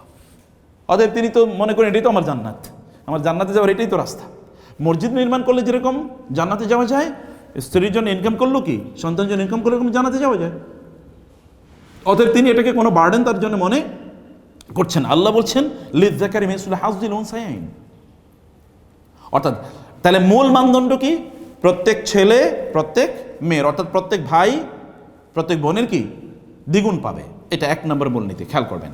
তারপর আল্লাহ তাআলা বলেছেন ফাইন কুন্না নিসাআন ফাওকা সানাতাইনি ফালাহুন্না সুলুসা মা তারাক। কিন্তু যেমন ধরেন কোনো বাবা মারা গেছেন, তার শুধুমাত্র কন্যা সন্তান আছে, এরা দুইজন অথবা দুইয়ের অধিক, 3 জন 4 জন 5 জন 7 জন, এবং তার মা আছে, তার বাবা আছে, অন্যান্যরা আছে, তাহলে সম্পত্তি কি হবে? অথবা তার চাচা আছে। এই অবস্থায় যদি হয়, তাহলে এই যে আয়াতের নাজিলের প্রেক্ষাপট যেটা আমি বলেছিলাম, যে সাদ বিন বারা রাদিয়াল্লাহু তাআলা আনহু তিনি রাসূল সাল্লাল্লাহু আলাইহি ওয়াসাল্লামকে এসে যখন বলেছিলেন যে এরকম একটা প্রেক্ষাপট, এই প্রেক্ষাপটে আমার এই যে সন্তানরা, আমার স্বামী মারা গেছে, তার চাচা সব সম্পদ নিয়ে গেছে, তখন রাসূল সাল্লাল্লাহু আলাইহি ওয়াসাল্লাম তার চাচাকে ডাকলেন, ডেকে বলেন যে ওনার যে কন্যা সন্তানরা আছে টোটাল সম্পদের 3 ভাগের 2 ভাগ এই কন্যাদেরকে দিয়ে দাও, এবং তার স্ত্রীকে, অর্থাৎ এই কন্যাদের মা, এই মাকে দাও 4 ভাগের 8 ভাগের 1 ভাগ। কত ভাগের 1 ভাগ? 8 ভাগের 1 ভাগ। আর বাকি যেটা সেটা তুমি নিয়ে নাও, বাকি যেটা আছে তুমি নিয়ে নাও, কিন্তু এদেরকে এরকম দেওয়া। তার মানে হচ্ছে যদি এমন হয়, যেমন ধরেন কোনো একজন পুরুষ মানুষ মারা গেছেন, তার মেয়ে আছে 2 জন অথবা 2-এর অধিক, এবং তার আছেন বাবা, তার আছেন মা, তার ছেলে নাই, কন্যা আছেন কি 2-এর অধিক। তাইলে এই রকম পরিস্থিতিতে এই কন্যারা বাবার রেখে যাওয়া সম্পত্তির 3 ভাগের 2 ভাগ, যে 3 লাখ টাকা রেখে যায় ফর এক্সাম্পল, তাহলে 2 লাখ টাকা এরা ভাগ করে নিয়ে যাবে। 3 জন যদি হয় তাহলে 3 জন সেটা ভাগ করে নেবে, 2 জন যদি তাহলে 2 জন অর্ধেক নেবে, আর যদি 3 জন হয় তাহলে ওই যে 2/3 ওইটাকে 3 জনের মাঝে বা 4 জনের মাঝে যারা আছে এরা ভাগ করে নিয়ে নেবে, সমান হারে মেয়েরা সমান হারে ভাগ করে নিয়ে যাবে। এটা 2 নম্বর ইস্যু। এখানে আল্লাহ তাআলা বললেন ওয়া ইন কানাত ওয়াহিদাতান ফালাহা নিসফু। কিন্তু যদি এমন হয় যে কোনো একজন পুরুষ মানুষ মারা গেছেন, তার একটা মাত্র মেয়ে আছে, এবং তার স্ত্রী আছে, তার বাবা আছে, এবং তার ভাই বোনরা আছে, এরকম একটা অবস্থায়, তাইলে তার মেয়ে টোটাল সম্পত্তির অর্ধেক পাবে। টোটাল সম্পত্তির কতটুকু পাবে? অর্ধেক পাবে। আচ্ছা, আমাদের সমাজে মেয়েদেরকে কি সম্পদ দেওয়া হয় বলেন তো? মেয়েদেরকেও দেওয়া হয় না, বোনদেরকেও দেওয়া হয় না। মেয়েদেরকেও দেওয়া হয় না, বোনদেরকেও দেওয়া না। আর যদি দেওয়া হয়, কিছু কিছু এলাকায় এরকম রেওয়াজ আছে যে থোক বরাদ্দ। আবার কোনো কোনো এলাকায়, যেমন নোয়াখালী অঞ্চলে বলে ওয়ারিশ খাইছে, এই কারণে আল্লাহ তাআলা ওর উপর গজব ফেলছে। আপনাদের বাড়ি যদি নোয়াখালী থাকে তাহলে আপনি বুঝবেন, ওই অঞ্চলে বলেছে ওয়ারিশ খাই দেখে আল্লাহর গজব পড়ছে। ওয়ারিশ আল্লাহ তাআলা বললেন আয়াতের একেবারে শেষে, ফারিদাতাম মিনাল্লাহ, আল্লাহ ফরজ করেছেন তুমি তোমার ওয়ারিশ নিতে পারবা, অথবা অন্যরা যেন ওয়ারিশ বন্টন করে দেয়, এটা ফরজ। এরা বলছে ওয়ারিশ খাইছে দেখে ক্ষতি হয়েছে। আপনি হালাল সম্পদ খেলে ক্ষতি কেন হবে? এটা তো আপনার সম্পদ। অতএব ওই অঞ্চলে যেটা হয়, আমি আমাদের ওই বেল্টের কথা বলছি, এই নোয়াখালী থেকে একেবারে মানে কুমিল্লা থেকে শুরু করে চট্টগ্রাম পর্যন্ত গোটা বেল্টে দেখা যায় নারীদেরকে, কন্যাদেরকে, বোনদেরকে তাদের সম্পত্তি থেকে বঞ্চিত করা হয়, বলা হয় যে না, তাকে সম্পদ দেওয়া যাবে না। এমনকি মায়েরাও একই কাজ করেন, মায়েরা বলেন যে ওরে বিয়ে দিয়েছে, ওকে কেন সম্পদ দেওয়া হবে? আবার এমনি কিছু থোক টাকা পয়সা, ঠিক আছে ওর কিছু টাকা পয়সা দিয়ে দিলাম। আবার কোথাও কোথাও এরকম যে মূল সম্পদ যেগুলো দামি, এগুলো ছেলেদেরকে দিয়ে দেওয়া হয়, মেয়েদেরকে দিলে ওই যে। আবার কোথাও কোথাও হচ্ছে একেবারে ভিটে বাড়ি, যেগুলো ঘর বাড়ি, এরকমগুলো মেয়েদেরকে দেওয়া হয় না, ওই বিলের দূরের কোনো একটা জায়গা মেয়েদেরকে দেওয়া হয়। এটা পুরোটাই কি জুলুম, এটা হারাম। কেউ যদি তার বোনকে বঞ্চিত করে নিজে সম্পদ খায়, তাহলে সে কি খেলো? হারাম খেলো। ইন্নামা ইয়াকুলুনা ফি বুতুনিহিম নারা, সে তার পেটে মূলত আগুন ভরলো, ওয়াসা ইয়াসলাউনা সাঈরা, এবং তাকে জাহান্নামে যেতে হবে, জাহান্নামে যেতে হবে। আপনারা ভালো করে বুঝবেন, আপনাদের সাথে সম্পৃক্ত যেতে জিনিসটি, কোনোভাবে কোনো মহিলা, কোনো নারীকে সম্পদ থেকে বঞ্চিত করা যাবে না, কোনো অবস্থা যাবে না। এটা না কোনো ভাই করতে পারবে, না কোনো, যেমন বাবারা কি করেন, ছেলেদের নামে সব লেখা দিয়ে যান, ফ্ল্যাট করছেন ছেলের নামে, বড় ফ্ল্যাটটা ছেলের নামে দিয়েছেন, মেয়েদেরকে ছোট্ট ছোট্ট পিচ্ছে পিচ্ছে পিচ্ছে পিচ্ছে যদি কিছু দেয়ও, এরকম তারা করে। এটাই বাবা কি করছেন? জুলুম করেছেন। এই জুলুমের কারণে কিয়ামতের দিন আল্লাহ তার সামনে তাকে অবশ্যই দাঁড়াতে হবে, জবাবদিহি করতে হবে। এই আয়াতের শেষে এরকম একটা প্রেক্ষাপট আল্লাহ তাআলা বলবেন। আচ্ছা, আমরা তাহলে এরপরে বললাম ওয়ালি আবওয়াইহি লিকুল্লি ওয়াহিদিন মিনহুমা সুদুসু। কোনো ব্যক্তি মারা গেছেন, তার কোনো ছেলে নাই, আছে কেবল কন্যা। দেখেন, আলোচনা শুরু হয়েছে, আমরা বলেছি যে 3টা আয়াত যেখানে মেরাসের কথা বলা হয়েছে, এখনো কার কথা বলেছে? ছেলেদের আলোচনা আছে এখনো? কোথাও নেই, সব মেয়েদের আলোচনা। যদি এমন হয় যে সেখানে কোনো ব্যক্তি মারা গেছেন, তার শুধু মেয়ে আছে, একজন থাকলে কতটুকু পাবে বলছি বলেন তো? অর্ধেক। কেন আপনার শুনেন না কথা? যদি একজন মেয়ে থাকে তাহলে কতটুকু পাবে? আর 2 বা তার চেয়ে বেশি থাকলে 2/3, 2/3। টোটাল সম্পত্তি 3 ভাগ করা হবে, 1 ভাগ রেখে দেওয়া হবে বাকি যত আছে সবার জন্য, আর 2 ভাগ এই সকল মেয়েদের মাঝে সমান হারে বন্টন করা হবে ইকুয়ালি। 3 ভাগের 2 ভাগ পাবে মেয়েরা, মেয়েদের সংখ্যা 2 জন হয় অথবা 3 জন হয় অথবা 4 জন হয়, 2 এর অধিক, 2 বা 2 এর অধিক হয়। আচ্ছা, এখন আসছে প্রশ্ন, পিতা মাতা তো আছে এই লোকের, তাহলে করবে কি? পিতা মাতারা প্রত্যেকে মা পাবে 6 ভাগের 1 ভাগ, বাবা পাবে কতটুকু? 6 ভাগের 1 ভাগ না, 6 ভাগের 1 ভাগ, 6 ভাগের 1 ভাগ। স্বামী পাবে 4 ভাগের 1 ভাগ বলছি। বাবা, মা এবং বাবা প্রত্যেকে কতটুকু পাবে? 6 ভাগের ভাগ। কোন ওই যে মেয়েদেরকে সম্পদ দেওয়ার পর বাকি যেটা থাকবে, বাকি থাকবে কতটুকু? আর 1 ভাগ মাত্র বাকি থাকবে, অথবা বাকি থাকবে অর্ধেক যদি একজন মেয়ে থাকে। ওটা পিতা পাবে 6 ভাগের 1 ভাগ, লসাগু গসাগু, প্লাস মা পাবে 6 ভাগের 1 ভাগ।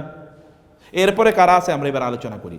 এরপর আল্লাহ তাআলা বলেন, আচ্ছা এটা মিম্মা তারাকা ইন কানা লাহু ওয়ালাদুন ফাইন লাম ইয়াকু লাহুন ওয়া ওয়ারিসা আবওয়াহু। এখন প্রশ্ন হলো যে এটা মানে মেয়েদের কথা আমরা আলোচনা করছি, আর যদি এমন হয় যে কোন একজন ব্যক্তি মারা গেছেন, এবার পিতা মাতার আলোচনা, স্বামীর বা স্ত্রীর সম্পত্তির বন্টনের আলোচনাটা 12 নম্বর আয়াতে। 12 নম্বর আয়াতে যেহেতু আজকে আমরা কাভার করবো না, আমরা শুধু 11 নম্বরটা আজকে আলোচনা করছি। এখন যদি এমন হয় যে কোনো ব্যক্তি মারা গেছেন, তো তার আছেন বাকি কে? তার আছেন বাবা আছেন, মা আছেন, ছেলে মেয়েরা আছেন। তার স্বামী স্ত্রী, স্বামী মারা গেলে স্ত্রী, স্ত্রী মারা গেলে স্বামী। ধরেন পুরুষই মারা গেছে, আমরা ধরলাম, তার ছেলে মেয়ে আছে, বাবা মা আছে, তার স্ত্রী আছে, তাহলে সম্পত্তিটা কীভাবে বন্টন হবে? এখানে আল্লাহ তাআলা বললেন, তাইলে কি ফাইন লাম ইয়াকুল লাহু ওয়ালাদুন ওয়া ওয়ারিসা আবওয়াহু ফালিউম্মিহি সুলুস ফাইন কানা লাহু ইখওয়াতুন ফালিউম্মিহি সুদুস। যদি এমন হয়, 3টি অবস্থা আমি বর্ণনা করছি, ভালো করে খেয়াল করবেন। এটা ম্যাথমেটিক্স তো, এবং দেখেন কোরআন যখন ম্যাথমেটিক্স আলোচনা করে, আমরা তো অঙ্ক করতে গিয়ে মাথা ঘুরায়, পাটিগণিত, বীজগণিত, তাই না? বিশেষ করে আপনার ছোটোবেলায়, আমি ওই যে মানে ছোটোবেলায় একটা অঙ্ক করতে গিয়ে এটা আমাদের মাথা সবসময় ঘুরাইতো, সেটা হচ্ছে তৈলাক্ত বাঁশ বেড়ে উপরের দিকে কি উঠতেছিল? হ্যাঁ, না না, একটা তৈলাক্ত বাঁশ বেয়ে একটা ধরেন উপরের দিকে উঠতেছে হলো একটা ইঁদুর। এই ইঁদুরটা তৈলাক্ত বাঁশ, তৈলাক্ত মানে তেলওয়ালা, উঠে 1 পা নামে 2 পা, এরপরে আবার উঠে 1 পা আবার নামে 2 পা, অথবা উঠে 2 পা নামে 1 পা। তাহলে সে এই বাঁশটা হলো ধরেন 10 ফিট লম্বা, তাহলে সে কত মিনিটে ওই বাঁশের মাথায় উঠলো? এটা যতবার পড়ছি ততবারই মাথা ঘুরাইছে। আরও কত কাহিনী আছে, এরকম বহুত ধরনের জটিলতা আছে। আল্লাহ তাআলা যখন ম্যাথমেটিক্স আলোচনা করছেন, দেখেন কত সিম্পল, এত ইজি, কারণ বলছেন কি? আল্লাহ। এখন ইট ইজ সো সিম্পল। এখন প্রশ্ন হচ্ছে যে, আমি বলছি ভালো করে খেয়াল করবেন, বাবা মানে ব্যক্তি মারা গেছেন, তার বাবা মা আছে, 3টা অবস্থা হতে পারে। ব্যক্তি মারা গেছেন, বাবা মা আছে, 3টা অবস্থা হতে পারে। এর মধ্যে 1 নম্বর অবস্থা হলো যে, যিনি মারা গেছেন তার যদি কোনো ছেলে না থাকে, আছে কারা? মেয়েরা শুধু আছে। অথবা যিনি মারা গেছেন তার ছেলে মেয়ে কেউ নেই, তার আছেন কেবল স্ত্রী এবং বাবা মা, ভাই বোন। অথবা যিনি মারা গেছেন তার কেবল মেয়েরা আছে, ছেলে নাই, অথবা ছেলে মেয়ে সব আছে, অথবা ছেলে মেয়ে কেউ নাই।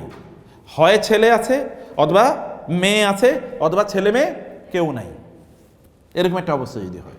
আচ্ছা, আমরা ছেলে মেয়ে যদি একেবারে কেউ না থাকে, কোনো ব্যক্তি মারা গেছেন, তাহলে তার আছে কি? বাবা আছে, তার স্ত্রী আছে, তার বাবাও নাই, ছেলে মেয়েও নাই, বাবাও নাই, তার আছে কি? তার ভাই বোন আছে এবং তার স্ত্রী আছে। তাইলে সম্পত্তি কিভাবে বন্টন হবে? এটা হলো 173তম আয়াতটা পড়বেন আপনার বাসায় গিয়ে, এটাকে বলে কালালা। ওয়া ইন কানা রাজুলুন ইউরাসু কালালা আও ইমরাআতুন ওয়া লাহু আখুন আও উখতুন, তাহলে কি হবে? এটা 173তম আয়াতে পড়বেন, কিন্তু আমরা 11তম আয়াতে যেটা দেখছি তা হলো যে এমন যদি হয় ফা ইল্লাম ইয়াকুন লাহু ওয়ালাদুন ওয়া ওয়ারিসাহু আবুহু, যদি এমন হয় যে কোনো ব্যক্তি মারা গেছেন তার ছেলে নাই, আছেন কি? মেয়েরা, তাইলে মা পাবে হলো 3/1 কোন 3/1 জানেন? ওই যে বলেছে মেয়ে একজন আছে অথবা দুইজন আছে, একজন মেয়ে হলো অর্ধেক সম্পদ পাবে মেয়ে, আর বাকি যে সম্পদ থাকবে ওই সম্পদটা 3 ভাগ করা হলে 1 ভাগ পাবে কে? মা, আর বাকি 2 ভাগ পাবে কে? 2 ভাগ পাবে বাবা, আর বাকি 2 ভাগ পাবে কে? বাবা। বুঝতে পেরেছেন? বাবা। আবার বলি, ভালো করে খেয়াল করেন, যেমন কোন একজন পুরুষ মারা গেছেন, মারা যাওয়ার পরে তার আছেন মেয়েরা, তার আছেন কে? বাবা মা আছেন, তার আছেন মেয়েরা এবং আছে কে? বাবা মা। এখন যদি মেয়ে একজন হয় তাহলে মেয়ে পাবে কতটুকু? অর্ধেক। আর যদি মেয়ে দুইজন বা তার অধিক হয় তাহলে মেয়েরা পাবে কতটুকু? 2/3। আর থাকে কতটুকু? অর্ধেক অথবা 1 ভাগ, 3/1 অথবা কি অর্ধেক। এই অর্ধেক এবার আছে তার, ধরেন বাবা আছে, তার মা আছে, তার স্ত্রী আছে এবং তার ভাই বোনরা আছে। ভাই বোনরা কিচ্ছু পাবে না, পাবে কে? বাবা পাবে, মা পাবে। মা পাবে হলো এবার 6/1। মা পাবে কতটুকু? 6/1। স্ত্রী পাবে 8/1। স্ত্রী পাবে কতটুকু? 8 ভাগ, কারণ ওই যে তার সন্তান আছে, আর বাবা পাবে বাকি সম্পত্তি। এটা হলো ওই যে 1 ভাগ যে রয়ে গেছে, ওই 1 ভাগ এতজনের মধ্যে ভাগ হয়ে যাবে। কিন্তু মেয়েরা দেখছেন 3/2 নিয়ে চলে গেছে অলরেডি, তাদের ওইখানে কোনো আলোচনাই নেই। 2/1 তারা 3/2 তারা নিয়ে গেলেন, ওনাদের মাঝে ওনারা ডিস্ট্রিবিউশন করবেন, অথবা একজন যদি মেয়ে হন তাহলে তিনি অর্ধেক নিয়ে যাবেন, বাকি অর্ধেক এরা নিজেদের মধ্যে বন্টন করে নেয় একেবারে বৈশা, ওই রেশিও অনুসারে তারা বন্টন করে নিয়ে যাবে। এরপরে যদি ফাইন কানা লাহু ইখওয়াতুন ফালি উম্মিহি সুদুস, বলেছিলাম যদি এমন হয় যে যিনি মারা গেছেন তার স্ত্রী আছে, তার কন্যা সন্তানরা আছে, তার বাবারা আছে, তার বাবা আছে এবং তার ভাই বোন আছে, তাহলে প্রথমত হচ্ছে ভাই বোন। এখানে আমরা বলছি যেহেতু তার সন্তান আছে, তার বাবা আছে, অতএব এরা পাবে না, এই নিজেদের মাঝে এটা এরকম বন্টন করে নিয়ে যাবে। কিন্তু এমন যদি হয় যে কোনো একজন ব্যক্তি মারা গেছেন, তার সন্তান নাই, ছেলে সন্তান নাই, কন্যা সন্তানরা আছেন কিন্তু তার ভাই বোনরা আছে, তাহলে মা, আগে বলছিলাম যদি ভাই বোন না থাকে তাহলে মা পাবে 3/1, আর যদি ভাই বোন থাকে তাহলে মা পাবে 6/1, আর ওই যে বাকি 6/1 এটা পুরো ভাই বোনদের মাঝে বন্টন হয়ে যাবে। ওরা নিজেরা 6/1, ধরেন 100 টাকা বাকি আছে, ভাই বোন হলো 5 জন, এরা 5 জন 120 টাকা করে ভাগ করে নিয়ে যাবে। তাদের এখানে বড় কোনো অংশ নাই। মূল সম্পত্তির অধিকারী হচ্ছে কারা? হয় নিচের দিক থেকে অর্থাৎ নিজের সন্তানরা, অথবা উপরের দিক থেকে পিতা মাতা, এবং আরও যারা কোনোদিনই সম্পদ থেকে বঞ্চিত হবে না কোন অবস্থায়। এরা হলো 3টা ক্যাটাগরি। একটা হলো বাবা মা, আরেকজন কি স্বামী স্ত্রী এবং সন্তান, তার মানে 5 জন। এই 5 জন কোনোদিনই সম্পদ থেকে বঞ্চিত হবে না, কোনোদিনই না। কারা কারা বঞ্চিত হবে না বলেন তো? বাবা মা 2 জন, স্বামী স্ত্রী 2 জন, কয়জন? 4 জন, আর সন্তানরা ছেলে হোক মেয়ে হোক কোনোদিন বঞ্চিত হবে না। বঞ্চিত হবে কে? ভাই বোনরা, চাচারা, অন্যান্যরা বঞ্চিত হবে, মানে বঞ্চিত না মানে তারা পাবে না। কোনো অবস্থায় কখনো কখনো তারা পাইতে পারে, কখনো কখনো তারা পাবে না। কিন্তু এই 5 জন কখনোই হবে না যে এদেরকে সম্পদ থেকে বঞ্চিত বা সম্পদ তারা পাবে না, কখনোই হবে না। সকল পরিস্থিতি স্বামী পাবেই, অথবা স্ত্রী পাবেই, বাবা মা পাবেই, অথবা কি ছেলেমেয়েরা পাবেই, সকল অবস্থায় তারা পাবে। এখানে আল্লাহ সুবহানাহু ওয়া তাআলা সেই পাওয়ার কথা বলেন। সবচেয়ে গুরুত্বপূর্ণ এরপরে যে আলোচনাটা, মিন বাদি ওয়াসিয়াতিন ইউসি বিহা আও দাইন, কোন ব্যক্তির সম্পত্তি বন্টন করার জন্য আগে 4টা কাজ করতে হবে, মূলত 3টা কাজ করতে হবে, তারপরে সম্পত্তি বন্টন। কেউ যদি মারা যায় তাহলে তার সম্পত্তি, ওই ব্যক্তির সম্পত্তিগুলো বন্টন করা। আপনি বাংলাদেশের প্রেক্ষাপটে দেখবেন এরকম ঘটেছে, বাপের লাশ উপরে রেখে দিয়েছে, বলছে সম্পদ বন্টন হওয়ার আগে কবর দেয়া হবে না, এরকম অহরহ পত্রিকা আসে না ঘটনা। অথবা সম্পদ সব গত 3-4 দিন আগে দেখছি যে মানে বাবা অ্যাবনর্মাল, এই অ্যাবনর্মাল বাবার উকিল নিয়ে এসছে, না অ্যাবনর্মাল বাবার কাছ থেকে এরকম ফিঙ্গারিং রেখে দিচ্ছে, তার কাছ থেকে যে মানে কি বলে আঙ্গুলের ছাপ রেখে দিচ্ছে। একদিন দেখলাম গাড়িতে এক মহিলা মানে মা গাড়িতে শোয়া, তো কোনো যে কোনো এক ছেলে মানে উকিল নিয়ে এসে মানে লয়ার নিয়ে এসে ওই মা কিন্তু এরকম শোয়া হা করে আছে, মানে তিনি মোস্ট প্রবাবলি ব্রেন স্ট্রোক করেছেন বা এরকম কিছু। তো উনি এরকম সেন্সলেস, তার হাতটা এরকম ধইরা টিপ দিয়ে পরে দলিলের মধ্যে টিপ দিয়ে নিয়ে যাচ্ছে তার সম্পদ। এরকম অহরহ এরকম ঘটনা ঘটছে। আমি এরকম বাংলাদেশের এক বিশাল মানে বড় ব্যবসায়ীর কথা জানি, যে ব্যবসায়ী ধরেন বাংলাদেশের বা 50 জনের মধ্যে একজন, হাজার না লাখ কোটি টাকার মানে ডিল করছেন এরা। এই ব্যক্তির ছেলেরা তার টয়লেটে পর্যন্ত সিসি ক্যামেরা লাগিয়ে দিয়েছে, বাবা যেন টয়লেটে বসেও কারো নামে চেক সাইন করে না দিতে পারে। এইভাবে বাংলাদেশে এরকম অসংখ্য ঘটনা।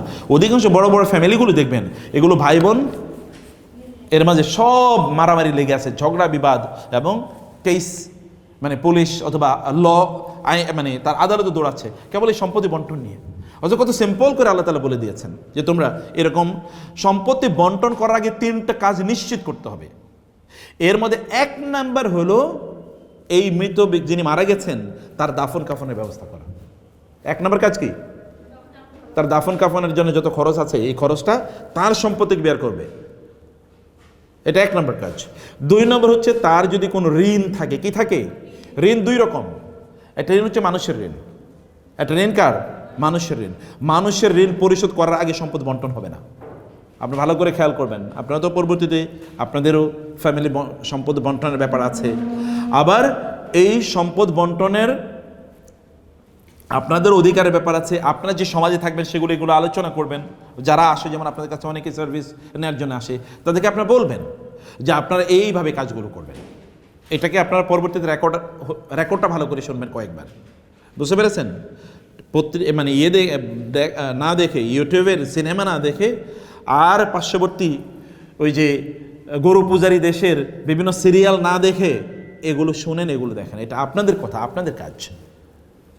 ওগুলো সিরিয়াল আপনার গোটা জীবনকে ধ্বংস করে দেবে, এটা জীবনকে আলোকিত করবে। ওদেরকে বলবেন যে আপনি সিরিয়াল দেখা বন্ধ করেন এবং আপনি এগুলো শোনেন, এগুলো বলেন, এগুলো ভালো করে পড়েন। এখানে কি 2 নম্বর হলো মানুষের ঋণ পরিশোধ করতে হবে। কেউ যদি ঋণ পরিশোধ করে না মারা যায়, তাইলে ওই ব্যক্তিকে আল্লাহ সুবহানাহু ওয়া তাআলা ক্ষমা করবেন না, এমনকি সে যদি আল্লাহর রাস্তায় শহীদ হয়। বুঝতে পেরেছেন? কেউ যদি ঋণ রেখে মারা যায়, ঋণ পরিশোধ করলো না, যেমন বহু লোক আছে দেখবেন ব্যাংক থেকে 1000 কোটি টাকা নিয়ে এসে ব্যবসা করেছে কার জন্যে? পরিবার, ছেলে মেয়ে, হাবিজাবি ইত্যাদি। এই লোক মারা গেছে, ছেলেরা এখন আর ঋণ পরিশোধ করছে না, ওরা এখান থেকে চলে গেছে সব ব্যবসা বন্ধ করে। এই লোক আটকে গেছে কিয়ামতের দিন, এখনই আটকে গেছে, তার ঝুলন্ত অবস্থা আছে। ইউগফারু লিশ-শাহীদি কুল্লু যামবিন ইল্লা আদ-দাইন।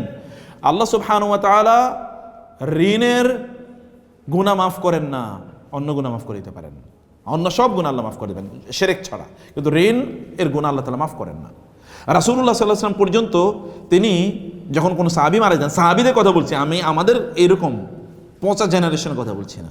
সাহাবায়ে কেরাম যাদের ব্যাপারে আল্লাহ বলেছেন রাদিয়াল্লাহু আনহুম ওয়া রাদু আন, তাদের যদি কেউ মারা যেতেন, রাসূল সাল্লাল্লাহু আলাইহি ওয়াসাল্লাম বলতেন যে তোমাদের ভাইয়ের কি ঋণ আছে? যদি তার ঋণ থাকে তাহলে আমি তার জানাজার নামাজ পড়াবো না, তোমরা পড়ো, আমি তার জানাজা পড়বো না। অথবা তিনি বলতেন তার ঋণ কি তোমরা কেউ আসো পরিশোধ করে দেবা, তোমরা যদি পরিশোধ না করো তাহলে আমি গেলাম। কিন্তু যখন মুসলিম রাষ্ট্রের অনেক সম্পদ আসলো, তখন রাসূল সাল্লাল্লাহু আলাইহি ওয়াসাল্লাম বললেন কেউ যদি সম্পদ রেখে মারা যায় তাহলে সম্পদগুলো তার উত্তরাধিকার যারা আছে তাদের মাঝে বন্টন করা হবে। যদি ঋণ রেখে মারা যায় তাহলে ঋণ আমি পরিশোধ করব। কেন? কারণ তিনি তো রহমাতুল লিল আলামিন, তিনি বুঝেছেন যে আমার উম্মতের তো ঋণ আল্লাহ পরিশোধ করবেন না, অতএব ওদের ঋণ আমি পরিশোধ করে দেব, তারপর ওদেরকে রক্ষা করতে হবে। কারণ আমরা তো আমাদের বাপ মায়ের ঋণই পরিশোধ করি না, আমরা উম্মতের ঋণ পরিশোধ করবো কোত্থেকে? অতএব ঋণ নেওয়ার আগে সাবধান। এই যে আপনারাও যে কাউন্সেলিং করেন, এই যে বিভিন্ন এনজিও থেকে লোকেরা ঋণ নেয়, এগুলো থেকে মানুষকে নিষেধ করবেন, এটা হারাম। এমনিই তো সুদ, এরপরে অপ্রয়োজনে। অতএব ঋণ পরিশোধ করতে হবে। ঋণ একটা হলো মানুষের ঋণ। এমনকি যদি এমন হয় যে আপনার যে সম্পত্তি, যেমন ধরেন আপনার বাবা মারা যাচ্ছেন, আপনার বাবার সম্পত্তি এর মধ্যে আপনার ফুফুদের সম্পত্তি রয়ে গেছে, আপনারা নিজের এগুলো ডিস্ট্রিবিউশন করে নিতে পারবেন না যতক্ষণ না ফুফুদের সম্পদ দিয়ে দেবেন। কারণ ওটা ঋণ, এটা বাপের উপর, বাপের প্রতি অনুগ্রহ করা, এহসান করা বা মায়ের প্রতি এহসান করার একটা হলো যে মা বা বাবার উপর যে ঋণ রয়ে গেছে এই ঋণটা পরিশোধ করা। অতএব তাদের সম্পদ বিক্রি করে ঋণ পরিশোধ করতে হবে অথবা সম্পদ দিয়ে দিতে হবে যারা পাওয়ার। এরপরে বাকিটা ডিস্ট্রিবিউশনের আলোচনা আসে। 2 নম্বর আরেকটা ঋণ আছে। এই ঋণটা কার বলেন তো? আল্লাহর ঋণ। আল্লাহর ঋণ বুঝেন তো নাকি? আল্লাহর কি ঋণ হতে পারে? যেমন জাকাত দেয় নাই, যেমন হজ ছিল হজ করেনি, অথবা যেমন কোনো কাফারা ছিল, তার কাফারা মানে যেমন মানত করেছে, মানত পূর্ণ করে নাই। মানত যে মানতগুলো করা জায়েজ আছে, হারাম মানত না, মাজারে টাকা দিয়েছে এরকম না, কোনো মানত তিনি করেছেন। অথবা তার কোনো, যেমন তিনি কোনো শপথ করেছিলেন, শপথের তো একটা ইয়ে আছে, কাফারা আছে, তো আপনারা জানেন তো শপথের কাফারা আছে। তো শপথের কাফারা কি? 10 জন মিসকিনকে খাদ্য দিয়ে দেয়া, অথবা তাকে জামা কাপড় দিয়ে দেয়া। তো এইরকম কোন ঋণ যদি থেকে যায়, যে ঋণটা আল্লাহর, হজ করে নাই, জাকাত দেয় নাই, যেমন হজ ফরজ ছিল হজ করে নাই, জাকাত দেয় নাই, অথবা কাফারা ছিল এগুলো করে নাই, এইরকম কোন ঋণ যদি থেকে থাকে, তাইলে ওই ঋণ পরিশোধ করে। এই 2টা ঋণ, এটা পরিশোধ করতে হবে। 3 নম্বর হচ্ছে তার যদি কোনো ওসিয়ত থাকে। কি থাকে? ওসিয়ত। আপনারা জানেন সম্পদের ব্যাপারে ওসিয়ত করতে হয়, যে আপনাদেরকে বলছি, আপনারা তো টাকা পয়সা কিছু ইনকাম করেন, কিছু ওসিয়ত করবেন, কিছু ওসিয়ত করবেন। যেমন আপনারা ইনকামের, আপনারা বলেন যে আমার ইনকামের আমি 1% আল্লাহর রাস্তায় দান করব। আমার কথাটা কি বুঝতে পারছেন আপনারা? আপনার সিদ্ধান্ত নেন যে আপনার সম্পদ, আপনি যা ইনকাম করেন, যেমন ধরুন আপনি 50,000 টাকা বেতন পাচ্ছেন, 50,000 টাকার 1% কত? 500 টাকা। আপনি বলেন আমি 500 টাকা প্রতি মাসে আল্লাহর রাস্তায় দান করব। 500 টাকা যদি দান করেন, বাকি যে 49,500 থাকে, এর মধ্যে আল্লাহ তাআলা এত বরকত প্রদান করবেন যে আপনি ওগুলো শেষও করতে পারবেন না। আর যদি সেটা আপনি না করেন, তাহলে আপনি দেখবেন যে কেবল টান লেগেই আছে, টান, স্বামীও ইনকাম করে, স্ত্রীও ইনকাম করে, তারপরেও সংসারের অভাব যায় না, শান্তিও আসে না। কারণ যে চ্যানেলে অভাব দূর হবে বা শান্তি আসবে, চ্যানেল তো আপনি ধরেন নাই। দান করবেন, 1% করেন, তার চেয়ে বেশি নাইলে নাই করলেন, 1% করেন। আমি বলবো যে 5% করেন। যদি না করতে পারেন, তাহলে কমপক্ষে 1% করেন, এবং এটা করবেনই আল্লাহর রাস্তায়। বুঝতে পেরেছেন? কারণ এটা আপনার জন্য আপনি করছেন, আপনার পরিবারের জন্য আপনি করছেন। আপনি জানেন যে আপনি চান আপনার সন্তানরা ভালো থাকুক, আপনার স্বামী ভালো থাকুক, আপনার পিতামাতা ভালো থাকুক। যদি কেউ দান সাদাকা করে, এই দান সাদাকার কারণে আল্লাহ তাআলা তার পরিবারের বিপদ আপদগুলো দূর করে দেন। আল্লাহ কি করেন? বিপদ আপদ দূর করে দেন। অর্থাৎ বিপদ আপদ আল্লাহ তাআলার মাধ্যমে দূর করে দেবেন। আচ্ছা, তাইলে তিনি কি করবেন? ওসিয়ত যদি থাকে, ওসিয়ত পূর্ণ করবেন। 3 নম্বর, সম্পদ কিন্তু এখনো বন্টন হওয়া শুরু হয় না, আগেই 3টা কাজ করবেন তিনি যদি ওসিয়ত করে থাকেন। এবং আপনারা জানেন যে ওসিয়ত কিন্তু আমাদের দেশে ওসিয়ত করে কার? দাদা হয়তোবা মানে ছেলের নামে, অথবা অমুক স্ত্রীর নামে বা অমুকের নামে, যিনি সম্পত্তির উত্তরাধিকারী হবেন তার জন্য ওসিয়ত করা জায়েজ নাই। যিনি নিশ্চিতভাবে, যেমন 5 জনের কথা বলছি, নিশ্চিতভাবে যারা সম্পদের উত্তরাধিকারী হবেন তাদেরকে ওসিয়ত করাও যায় না, হেবাও করা যায় না। আমাদের দেখবেন হেবা করে দেয়, অমুকের নামে হেবা করে দেয়। আপনি তার নামে হেবা করছেন কেন? উনি তো সম্পদ পাবেন, অথবা আপনি হারাম কাজ করছেন, এটা করা যাবে না। অতএব হেবা বা ওসিয়ত, যারা আপনার সম্পত্তির উত্তরাধিকারী হবেন না, এরকম দুর্বল কোনো আত্মীয়, অথবা কোনো দিনই কাজে, যেমন আপনি মসজিদের জন্য করেন। আমাদের দেখবেন পূর্বপুরুষরা কি পরিমাণ ওয়াকফ করে গেছে, কিন্তু আমরা ওয়াকফ এখন বুঝিও না। সন্তানদেরকে দান, তো সন্তান তো সম্পদের মালিক হবে, দান কি? এটাই তো হেবা। দান করাটাই নিষিদ্ধ, দান করাই নিষিদ্ধ। হ্যাঁ, বা কারণ আপনি যদি করতে হয় তাহলে সন্তানদের জন্য সমানভাবে করতে হবে। যেমন ধরুন আপনার বাবার 3 সন্তান আছে, এখন 3 সন্তানের জন্য একজনকে তিনি একটা ফ্ল্যাট দিয়ে চলে গেলেন, বাকিদেরকে তিনি দিলেন, এটা তিনি জুলুম করেছেন অন্যদের উপর। অন্যদের উপর তিনি জুলুম করেছেন, এটা তিনি করতে পারবেন না। সম্পত্তি সমানভাবে বন্টন করতে হবে, ঠিক আছে? যদি কারো, যেমন ধরেন কোন এক ছেলে এসে বললো যে বাবা তোমার ওই ছেলে তো 20 বছর আগে জন্ম নিয়েছে, আমি তো 20 বছর পরে জন্ম নিয়েছি, সে তো 20 বছর যা খাইছে এটা তুমি আমার দিয়ে দাও, এটা বলতে পারবে? অথবা কেউ একজন অসুস্থ হয়েছে, অসুস্থ হওয়ার পরে তারা হসপিটালে 5 লাখ টাকা গেছে, অন্য সুস্থ ছেলে গিয়ে বললো ওর জন্য তো 5 লাখ টাকা খরচ করছে, আমার এবার দাও, এটা করতে পারবে না? এগুলো তো বেসিক নিডস, এগুলো না। কিন্তু এমনিতে আপনি কাউকে একটু দিয়ে দিলেন, এটা নিষিদ্ধ, এটা জুলুম। রাসূল সাল্লাল্লাহু আলাইহি ওয়াসাল্লামের কাছে নু'মান ইবনে বাশীর রাদিয়াল্লাহু তাআলা আনহুর পিতাকে নু'মান ইবনে বাশীরের মা নিয়ে আসলেন, ইয়া রাসূলুল্লাহ, আমার স্বামী এই নু'মান ইবনে বাশীরকে একটা জিনিস গিফট করতে চায়। আমি বলছি আমি রাজি না, আপনার কাছে নিয়ে এসেছি। তো বলেন কি? বলেন আমি তারে এরকম এরকম একটা জিনিস দিয়েছি। তিনি বলেন তুমি কি তোমার সব সন্তানকে এরকম দিতে চাচ্ছ? বলে না, শুধু ওরই দিতে চাই। রাসূল বললেন আমি এই কাজে সায় দিতে পারি না, এটা জুলুম, এটা করা যাবে না, এটা জুলুম। অতএব সম্পদ আপনি কেবল ওসিয়ত করতে পারেন দিনই কোনো কাজে, অথবা আত্মীয়স্বজনদের মধ্যে যারা দুর্বল তাদের জন্য। এই 3টা, তাহলে 3টা কি কি বললাম বলেন তো? সম্পদ বন্টনের আগে কি কি করতে হবে? দাফন কাফন, তারপরে কি? ঋণ, তারপরে ওসিয়ত, এগুলো পূর্ণ করার পর যা থাকবে এগুলো তখন বন্টন হবে। এতক্ষণ পর্যন্ত আমরা যা বললাম, অথবা যেগুলো আমরা অন্য আয়াতের প্রতি আপনাদেরকে রেফার করলাম। লাস্ট আয়াতের এটা আমি শেষ করে দিচ্ছি। এই অংশটা আপনাদের জন্য সবচেয়ে গুরুত্বপূর্ণ অংশ, যেটা আল্লাহ তাআলা বলেছেন কি, তিনি বলেছেন আবাউকুম ওয়া আবনাউকুম লা তাদরুনা আইয়ুহুম আকরাবু লাকুম নাফা। তোমাদের সন্তান, তোমাদের পিতামাতা, এর মধ্যে আত্মীয়স্বজনের মধ্যে কে তোমাদের জন্য অধিকতর কল্যাণকর তোমরা জানোই না। অতএব প্রায়োরিটি দিয়া, প্রেফারেন্স দিয়ে, কাউকে একটু বেশি দিয়ে দেওয়া, অন্যকে একটু কমাবা, ঠকাবা, মনে করবা তোমার ও তো বড় হয়ে তোমার খাওয়াবে। যেমন অনেকে মনে করে মেয়েদেরকে তো বিয়েই দিব, আমরা তো ছেলেদের উপরই নির্ভর করি, ওরাই তো আমগরে খাওয়াইব ভবিষ্যতে, এই কারণে মেয়েদেরকে কিছু দেবে না, ছেলেদেরকে দেওয়া হবে। এটা তো তিনি দুনিয়া জুলুম করলেন, আখেরাতে গিয়ে তিনি এর বিপদে পড়বেন। আর দুনিয়ার আলোচনায় আলটিমেটলি কে কল্যাণকর হবে কেউ কি জানে? দেখা যাবে এই ছেলেই কয়েকদিন পরে পিতামাতার খবরই নেবে না। অধিকাংশ ক্ষেত্রে তাই হয়, অধিকাংশ ক্ষেত্রেই তাই হতে হবে। আপনি পিতামাতা অথবা সন্তানদের মধ্যে কাকে আপনি প্রায়োরিটি দিলেন, মনে করলেন ও আপনার উপকারে লাগবে, কিয়ামতের দিন বরং ওই আপনাকে, আপনার জন্য বিপদ। আপনি যখন কিয়ামতের দিন আল্লাহ বলবেন তুমি ওরে কেন বেশি দিলা, তখন বাবা ছেলেকে ডাকবে, ডেকে বলবে তুমি আমার পক্ষে একটু সুপারিশ করো না। বলে না না, আপনি জুলুম করছেন, আমি কি আপনার বলছি না আমাকে বেশি দিতে? আল্লাহকে বলে আল্লাহ উনি জুলুম করছে, ওনারা জাহান্নামে ফেলো। পিতামাতাকে লক্ষ্য করে সন্তানরা বলবে ইয়াউমা ইয়াফিরুল মারউ মিন আখি ওয়া উম্মিহি ওয়া আবি ওয়া সাহিবাতি ওয়া বানি। আল্লাহ তাআলা বলেছেন পালাবে, অথবা বলবে আল্লাহ ওকে ওয়ামান ফিল আরদি জামিআন সুম্মা ইউনজি, সে সব কিছু দিয়ে তারপরে জাহান্নাম থেকে সেদিন বাঁচতে চাইবে। আপনি মনে করছেন আপনার ছেলেরা, এই যে বোনরা ভালো করে খেয়াল করেন, আপনি মনে করছেন আপনার ছেলেরা আপনাদের কাজে লাগবে? ছেলেরা যত না কাজে লাগে মেয়েরা তার চেয়ে বেশি কাজে লাগে। বাবা মার জন্য বেশি কাঁদে কারা? দেখেন বেশি কাঁদে কারা? বাবা মার জন্য সবচেয়ে বেশি কাঁদে মেয়েরা।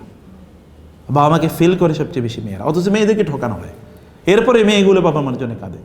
দেখবেন কোনো একটা সময় ওই যে পোলা হয়তো বিদেশে চলে গেছে, অথবা পোলা পান ঢাকা শহরে চাকরি করে, মার কোনো খবরও নেয় না, বাপের কোনো খবর নেয় না। আমি এরকম বহুকে দেখেছি, মেয়ের কাছে গিয়ে এখন থাকে, ছেলের কাছে থাকতে পারে না। আছে কি না আপনাদের পরিচিত সার্কেল এরকম অসংখ্য দেখবেন, ছেলের কাছে গিয়ে থাকতে পারে না, ছেলে খবর নেয় না, ছেলে এত ব্যস্ত, বলে আমার নিজের সংসারই চলে না। কিন্তু মেয়ে কিন্তু ওই যতটুকু আছে, মার জন্য কাঁদেও, বাপের জন্য কাঁদেও, আবার বাপের জন্য কি যতটুকু সামর্থ্য আছে ততটুকু হেল্পও করে বাবার জন্য, মায়ের জন্য, এটুকু তারা করে। অতএব আপনি কাকে প্রায়োরিটি দিচ্ছেন এটা আল্লাহর চেয়ে আপনি যেন বেশি না বুঝেন। আল্লাহ যেটা আপনাকে বলেছেন, আমি এরকম বহু সন্তানকে দেখেছি, আপনি ধরেন আপনি মনে করছেন ওদেরকে দুনিয়ার দৃষ্টিতে, আমি অনেক কথা আপনার বলছি, দুনিয়ার দৃষ্টিতে আপনি মনে করছেন ওদেরকে যদি এরকম এরকম এরকম এরকম করি আমার জন্য বুঝি এগুলো কাজে লাগবে। দেখা গেছে আপনি ওকে পড়াইছেন দুনিয়া, এখন ও কেবল দুনিয়া নিয়ে আছে, আপনাকে চেনেও না। বাংলাদেশে এরকম অসংখ্য লোক আছে যারা তাদের সন্তানদেরকে কেবল দুনিয়া শিখিয়েছে, ওরা এখন বাংলাদেশ থেকে চলে গেছে, এই বাপের লাশটা পর্যন্ত এসে বা মায়ের লাশটা পর্যন্ত এসে দেখার সুযোগ তার নাই, না আমি ব্যস্ত আসতে পারবো না, কবর দিয়ে দাও। এরপরে বাপ মরে গেছে, এরপরে এগুলো সব বেঁচে অন্য দেশে সেটেল হয়ে গেছে, অথচ বাপ তার জন্য কত কষ্ট করলো। কিয়ামতের দিন পিতামাতা এবং সন্তানরা, আল্লাহ তাআলা যদি পিতামাতা এবং সন্তানরা তারা যদি প্রত্যেকে দিনদার থাকেন, আল্লাহ তাআলা কিয়ামতের দিন কারো যদি দিনদারি একটু কমও হয়, তাইলে পিতার সন্তুষ্টির জন্য বা মায়ের সন্তুষ্টির জন্য অথবা সন্তানদের সন্তুষ্টির জন্য আল্লাহ তাআলা তাদের প্রত্যেকে একই স্টেজে নিয়ে যাবেন। যেমন ধরেন আপনার বাবা, তিনি মারা গেছেন, আপনিও মারা গেছেন, কিয়ামতের দিন আপনার উপস্থিত হলেন। এখন আপনার পিতা, আপনার আমলও ঠিক ছিল, বাবার আমল, কিন্তু বাবার আমল ছিল আপনার চেয়ে অনেক অনেক বেশি। এখন আল্লাহ তাআলা আপনার বাবাকে বলবেন তোমার সন্তানদের ব্যাপারে তুমি আমার কাছে সুপারিশ করো, সুপারিশ। তো আল্লাহ তাআলাকে বাবা বলবেন আল্লাহ আমার সন্তানদেরকে নিয়ে আমি তো জান্নাতে থাকতে চাই, কিন্তু আমি তো থাকবো ওই জান্নাতে, ওরা এরকম নিচে জায়গায় থাকবে, আমি মানি না। বলে কি করবেন? বলে ঠিক আছে আমাকে ওদেরকে আমার কাছে নিয়ে আসেন। আচ্ছা ঠিক আছে যাও, তোমার সুপারিশ কবুল, তোমার সন্তানদেরকে তোমার পরিবারকে নিয়ে তুমি জান্নাতে একসাথে থাকো, দুনিয়া যেরকম ছিল। এবং ঠিক একই রকম হবে যে আপনার সন্তানরা তারা অনেক বেশি আমলদার হয়ে গেছে, দিনদার হয়ে গেছে, আল্লাহ হয়ে গেছে, আল্লাহকে তারা ভালোবাসে, আল্লাহ তাদেরকে ভালোবাসেন। কিয়ামতের দিন আল্লাহ তাআলা সন্তানদেরকে বলবেন কি ব্যাপার তোমাদের মন খারাপ কেন? বলে আল্লাহ আমাদের পিতামাতা অন্য জায়গায়, আমরা এই জায়গায়, তো কি চাও? বলে পিতামাতাকে আমাদের কাছে নিয়ে আসতে চাই। যাও পিতামাতাদেরকে তোমাদের কাছে নিয়ে যাও, তোমাদের সাথেই থাকো, একসাথে থাকো। সুপারিশ কবুল হলো কিনা? আপনি জানেন না, আপনি মনে করছেন যে এটা তো খুবই দুর্বল, ওর ব্রেন একটু খারাপ, ওর মাদ্রাসা। আপনি তো আপনার নিজের ক্ষতি করেছেন। আপনার নিজকে আপনি ধ্বংস করে দিয়েছেন। ওর রিজিকের বরাদ্দ কেউ আল্লাহর কাছ থেকে নিয়ে আসে নাই? এসেছে। আল্লাহর কাছ থেকে তার রিজিকের বরাদ্দ নিয়ে এসে, অথচ আপনি আপনার নিজের উপর রিজিকের দায়িত্বটা নিয়ে নিলেন। আপনি বললেন না যে আল্লাহ তো রিজিকের বরাদ্দ, অথবা আমি তাকে আল্লাহর পথে চালাই, যেহেতু আল্লাহর পক্ষ থেকে সে রিজিকের বরাদ্দ নিয়ে এসে।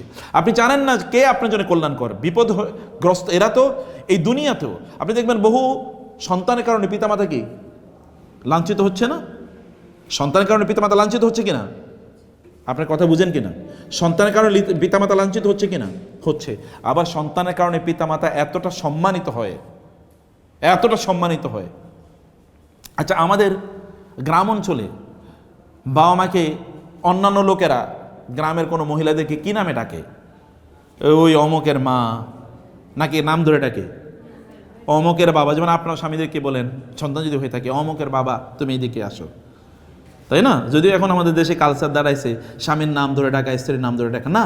দেখবেন আপনাদের বাপ দাদারা তারা দেখতেন কি বলে ডাকতো? স্ত্রীদেরকেও নাম ধরে ডাকতো না। এটা সম্মান, এটা আত্মমর্যাদা। বলতো ওই অমকের মা। যেমন আমার মারে বলতো রোকেয়ার মা, আমার বড় বোনের বড় সন্তানের নামে ডাকা হতো। এখন দেখেন এই যে সন্তানের নামে ডাকা, এটা কিন্তু একটা বারাকা। আপনারা নাম শুনেছেন, যেমন ইবনে আব্বাস শুনেছেন, ইবনে আব্বাস রাদিয়াল্লাহু তাআলা আনহু শুনছেন কিনা? ইবনে কাসির নাম শুনেছেন কিনা? ইবনু তাইমিয়া নাম শুনেছেন কিনা? ইবনুল কাইয়্যিম নাম শুনেছেন কিনা? ইবনে জারির নাম শুনেছেন? সবগুলোর নাম। যেমন ইবনে খালদুন, ইবনে বাতুতা, ইবনে সিনা, মানে কি সিনার ছেলে, তো ওনার নাম কি? ওনার নাম কি জানি না। কার নাম জানি? বাপের নাম জানি, ছেলের নাম তো জানি না। ইবনে মানে অমকের ছেলে, বাপের নাম জানি কিন্তু ছেলের নাম জানি না। দেখেছেন, আল্লাহর পথে চললে আল্লাহ সুবহানাহু ওয়া তাআলা বাবার নাম, বাবা মানে মায়ের নাম তো উচ্চারণ করে। ইসলাম এতটা সম্মানজনক, সম্মানিত, নারীদেরকে এতটা সম্মানিত করেছে, নারীদের আলোচনা পাবলিকলি ইসলাম করতেও নিষেধ করে। যেমন কোরআনে দেখবেন প্রচুর পরিমাণ পুরুষদের নাম উল্লেখ আছে। কোরআনে কয়জন নারীর নাম উল্লেখ আছে? কোরআনে কতজন নারীর নাম উল্লেখ আছে? কেবল একজন, মারিয়াম আলাইহিস সালাম। কেবল কি একজন নারীর নাম কোরআনে উল্লেখ আছে। আর কত পরিমাণ, কত শত পুরুষের নাম উল্লেখ আছে না? ফেরাউন, হামান, কারুন, কত দুষ্ট, আবুল আহাব, এগুলোর নাম উল্লেখ আছে। কিন্তু এমনকি কোরআনে একজন খুবই খারাপ একজন নারী, তার নামটাও উল্লেখ করে নাই, বলছে হাম্মালাত আল হাতাব, কিন্তু তার স্বামীর নাম বলছে আবুল আহাব, তাই না? কিন্তু তার স্ত্রীর নাম বলছে? নাম বলেনি। কারণ কি? কারণ কোরআন হচ্ছে নারীদেরকে প্রচণ্ড সম্মান করে, তাদের আলোচনাটা পাবলিকলি এটা করতে দেয় না। আরবরা এখনো যদি কেউ জিজ্ঞেস করে আপনার স্ত্রী কেমন আছে, তারা রাগান্বিত, যে তুমি আমার স্ত্রীর কথা কেন জিজ্ঞেস করবা? তুমি আমাকে জিজ্ঞেস করতে আমি কেমন আছি? আমার স্ত্রীর নিয়ে তো তোমার কোনো কনসার্ন থাকার কথা না, আমার স্ত্রীর তোমার কোনো কনসার্ন থাকার কথা না। এখন তো আমাদের স্ত্রীকে আমি বলছি যে আপনার ভাবি, আর ভাবিরও কি কিলকিল করে হাসে, লজ্জাহীন, নির্লজ্জ। বুঝতে পারেন না? এটা আপনাদেরকে পার্সোনালিটির কথা বলছি। কোনো মুসলিম এটা করে না, আমি করি না। আমার কোনোদিন কাউকে সাধারণত পরিচয় করে দিই না যেটা আমার স্ত্রী, আমি বলি না, বলার প্রয়োজন নেই তো। আমাকে তার সাথে পরিচয় করে দেওয়ার কি আছে? উনি কে? এটা আমার আত্মসম্মান, আত্মমর্যাদা। আরবরা এই আত্মসম্মান, মানে মুসলমানরা এই আত্মসম্মান বুঝতো। এক মহিলা, তিনি তার স্বামীর কাছ থেকে মহারণা টাকা পান না, তো তিনি গিয়ে বিচারকের কাছে বলছেন, আমার স্বামী তো আমার মহারণার টাকা আমার বলছে 1000 দিরহাম দেবে, উনি এত দিছে আর বাকিটা দেয় নাই। তো বলছে ঠিক আছে, স্বামীরে ডাকো। স্বামী ডাকার পরে স্বামী বললো যে না, আমার সাথে আলোচনা হয়েছে 400 দিরহাম দেবো, আমি 300 দিছি আর বাকি 100 পাবে। আমি 300 দিছি আর বাকি 100 পাবে। এখন বলে যে ঠিক আছে, তার স্ত্রীকে ডাকা হোক। তো স্ত্রীকে বললো যে আপনার পক্ষে আপনি সাক্ষী নিয়ে আসেন। স্বামীরে বললো তোমার পক্ষ থেকে সাক্ষী নিয়ে আসো। তো দুজন আসলো। আসার পরে এবার আবার তিনি শুনলেন, কাজী, ভালো করে খেয়াল করবেন, কাজীকে বললেন যে কাজী বললেন ওই নারীকে যে আপনার কথা বলেন, বলে যে আমাকে উনি 1000 মানে দিরহাম মহারণা দেওয়ার কথা ছিল, উনি দিয়েছেন 300 আর বাকি 700 পাবো। আর স্বামীকে বলছেন আপনি বলেন যে আমি আসলে 400 দেওয়ার কথা ছিল, আমি দিয়েছি 300 আর 100 পাবে। এখন সমস্যার সমাধান কি? স্ত্রীকে বললেন যে আপনি যেহেতু দাবি করেছেন, ইসলামের বিধান অনুসারে যিনি দাবি করবেন তাকে প্রমাণ উপস্থাপন করতে হবে, আর যিনি দাবি অস্বীকার করবেন তাকে শপথ করে বলতে হবে। বুঝতে পেরেছেন? আল বাইয়িনাতু আলাল মুদ্দাঈ ওয়াল ইয়ামিনু আলা মান আনকারা। এখন স্ত্রী যেহেতু দাবি করেছেন, অতএব তাকে প্রমাণ দিতে হবে। তো বলে আপনার প্রমাণকে, বলে যে এরা আমার সাক্ষী। বলছে এরা যে আপনি যে সেই নারী, এরা কিভাবে বুঝবে? এরা বুঝার উপায় কি? তাহলে কি করতে হবে? বলে আপনার মুখ খুলে দেখান যে এরা যেন আপনারা চিনতে পারে। এই কথা যখন বলছে তখন স্বামী লাফ দিয়ে উঠে বলছে, মানে কি আপনার সামনে আমার স্ত্রী মুখ খুলে দেখাবে? এটা অসম্ভব। উনি 700 রিয়াল চাইছে না, আমি 700 রিয়ালই দিন, আমি চলো, আমাদের এই ভিসার দরকার নেই। পার্সোনালিটি দেখেছেন কাকে বলে? এটা হচ্ছে পার্সোনালিটি। এই ব্যক্তিত্ব তারা ধারণ করতে। এ কারণে আপনি অথবা মনে করছেন কোন একটা ছেলের কথা আপনি বলছেন, কিন্তু আপনার জন্য কল্যাণকর, অনেক বেশি কল্যাণকর আপনার মেয়ে। অথবা তাদেরকে দিন শেখানো, তাদেরকে আল্লাহ জানেন কোনটা তোমাদের জন্য, অথবা আল্লাহর পথে তাদেরকে পরিচালনা করা। এবং বন্টন, সম্পত্তি আপনি বন্টন করছেন, বন্টন করতে গিয়ে আপনি কাউকে বেশি দিলেন, কাউকে কম দিলেন। যাকে আপনি বেশি দিয়েছেন কিয়ামতের দিন ওই আপনার জাহান্নামের কারণ হবে। ওই বলবে উনি আমার বেশি দিয়েছে, উনি আমার উপর জুলুম করছে, ওনার কারণে আমি আজকে বিপদগ্রস্ত, কারণ আমি বেশি খাইছি বলে এখন আপনি আমারে ধরছেন। আল্লাহ, আমি তো বেশি নেই না, উনি আমারে দিয়েছে, অতএব তুমি তার আগে জাহান্নামে নাও। দেখেন আপনি ওরে দিয়ে বিপদে পড়ছেন, আর ও আপনার উপর চাপাই দিতেছে যে উনি আমার উপর বিপদ, আমার উপরে বিপদ টাইনা নিয়ে আসছে, আমি তো নিতে চাই নাই। যদি চোর ধরা হয়, ফর এক্সাম্পল ধরা হয়েছে চোর, ওই চোরের ব্যাগে ধরেন কেউ একজন কিছু টাকা দিয়ে দিছে, ও টাকা নিয়েও যাচ্ছে।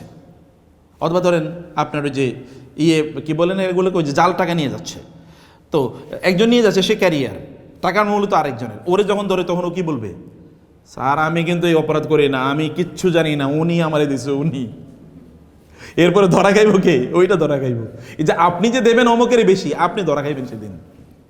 বোঝেন না? এই জন্যে আপনাদেরকে বলবো, সম্পত্তি বন্টনের ব্যাপারে আল্লাহ কি বলছেন তা শোনেন, আল্লাহর বাইরে যায়েন না, কারণ আল্লাহ তাআলা জানেন কোনটা কল্যাণকর। আল্লাহ সুবহানাহু ওয়া তাআলার জন্য আমাদেরকে তার দিন অনুসারে আমরা চলতে পারি, আল্লাহ তাআলা সেই তৌফিক আমাদেরকে দান করুন। এবং আল্লাহ সুবহানাহু ওয়া তাআলা আপনাদেরকে 3টা সূরার কথা বলেছি, এই সূরাগুলো ভালো করে পড়বেন, এগুলোর জন্য আপনারা উপলব্ধি করতে পারেন। আল্লাহ তাআলা সেই তৌফিক আমাদেরকে দান করুন। আল্লাহ তোমার কিতাব বুঝার, কোরআন বুঝার এবং সেই অনুসারে যেন আমরা চলতে পারি, সেই তৌফিক দান করো আল্লাহ। সেন্টার ফর জাকাত ম্যানেজমেন্টের IISF, institute of Islamic social ফাইন্যান্সের এই প্রতিষ্ঠানটাকে তুমি কবুল করে নাও, এবং এর মাধ্যমে যে সকল দাওয়াতি কাজ হচ্ছে, ট্রেনিংয়ের কার্যকলাপ হচ্ছে, রিসার্চ গবেষণা হচ্ছে, এগুলো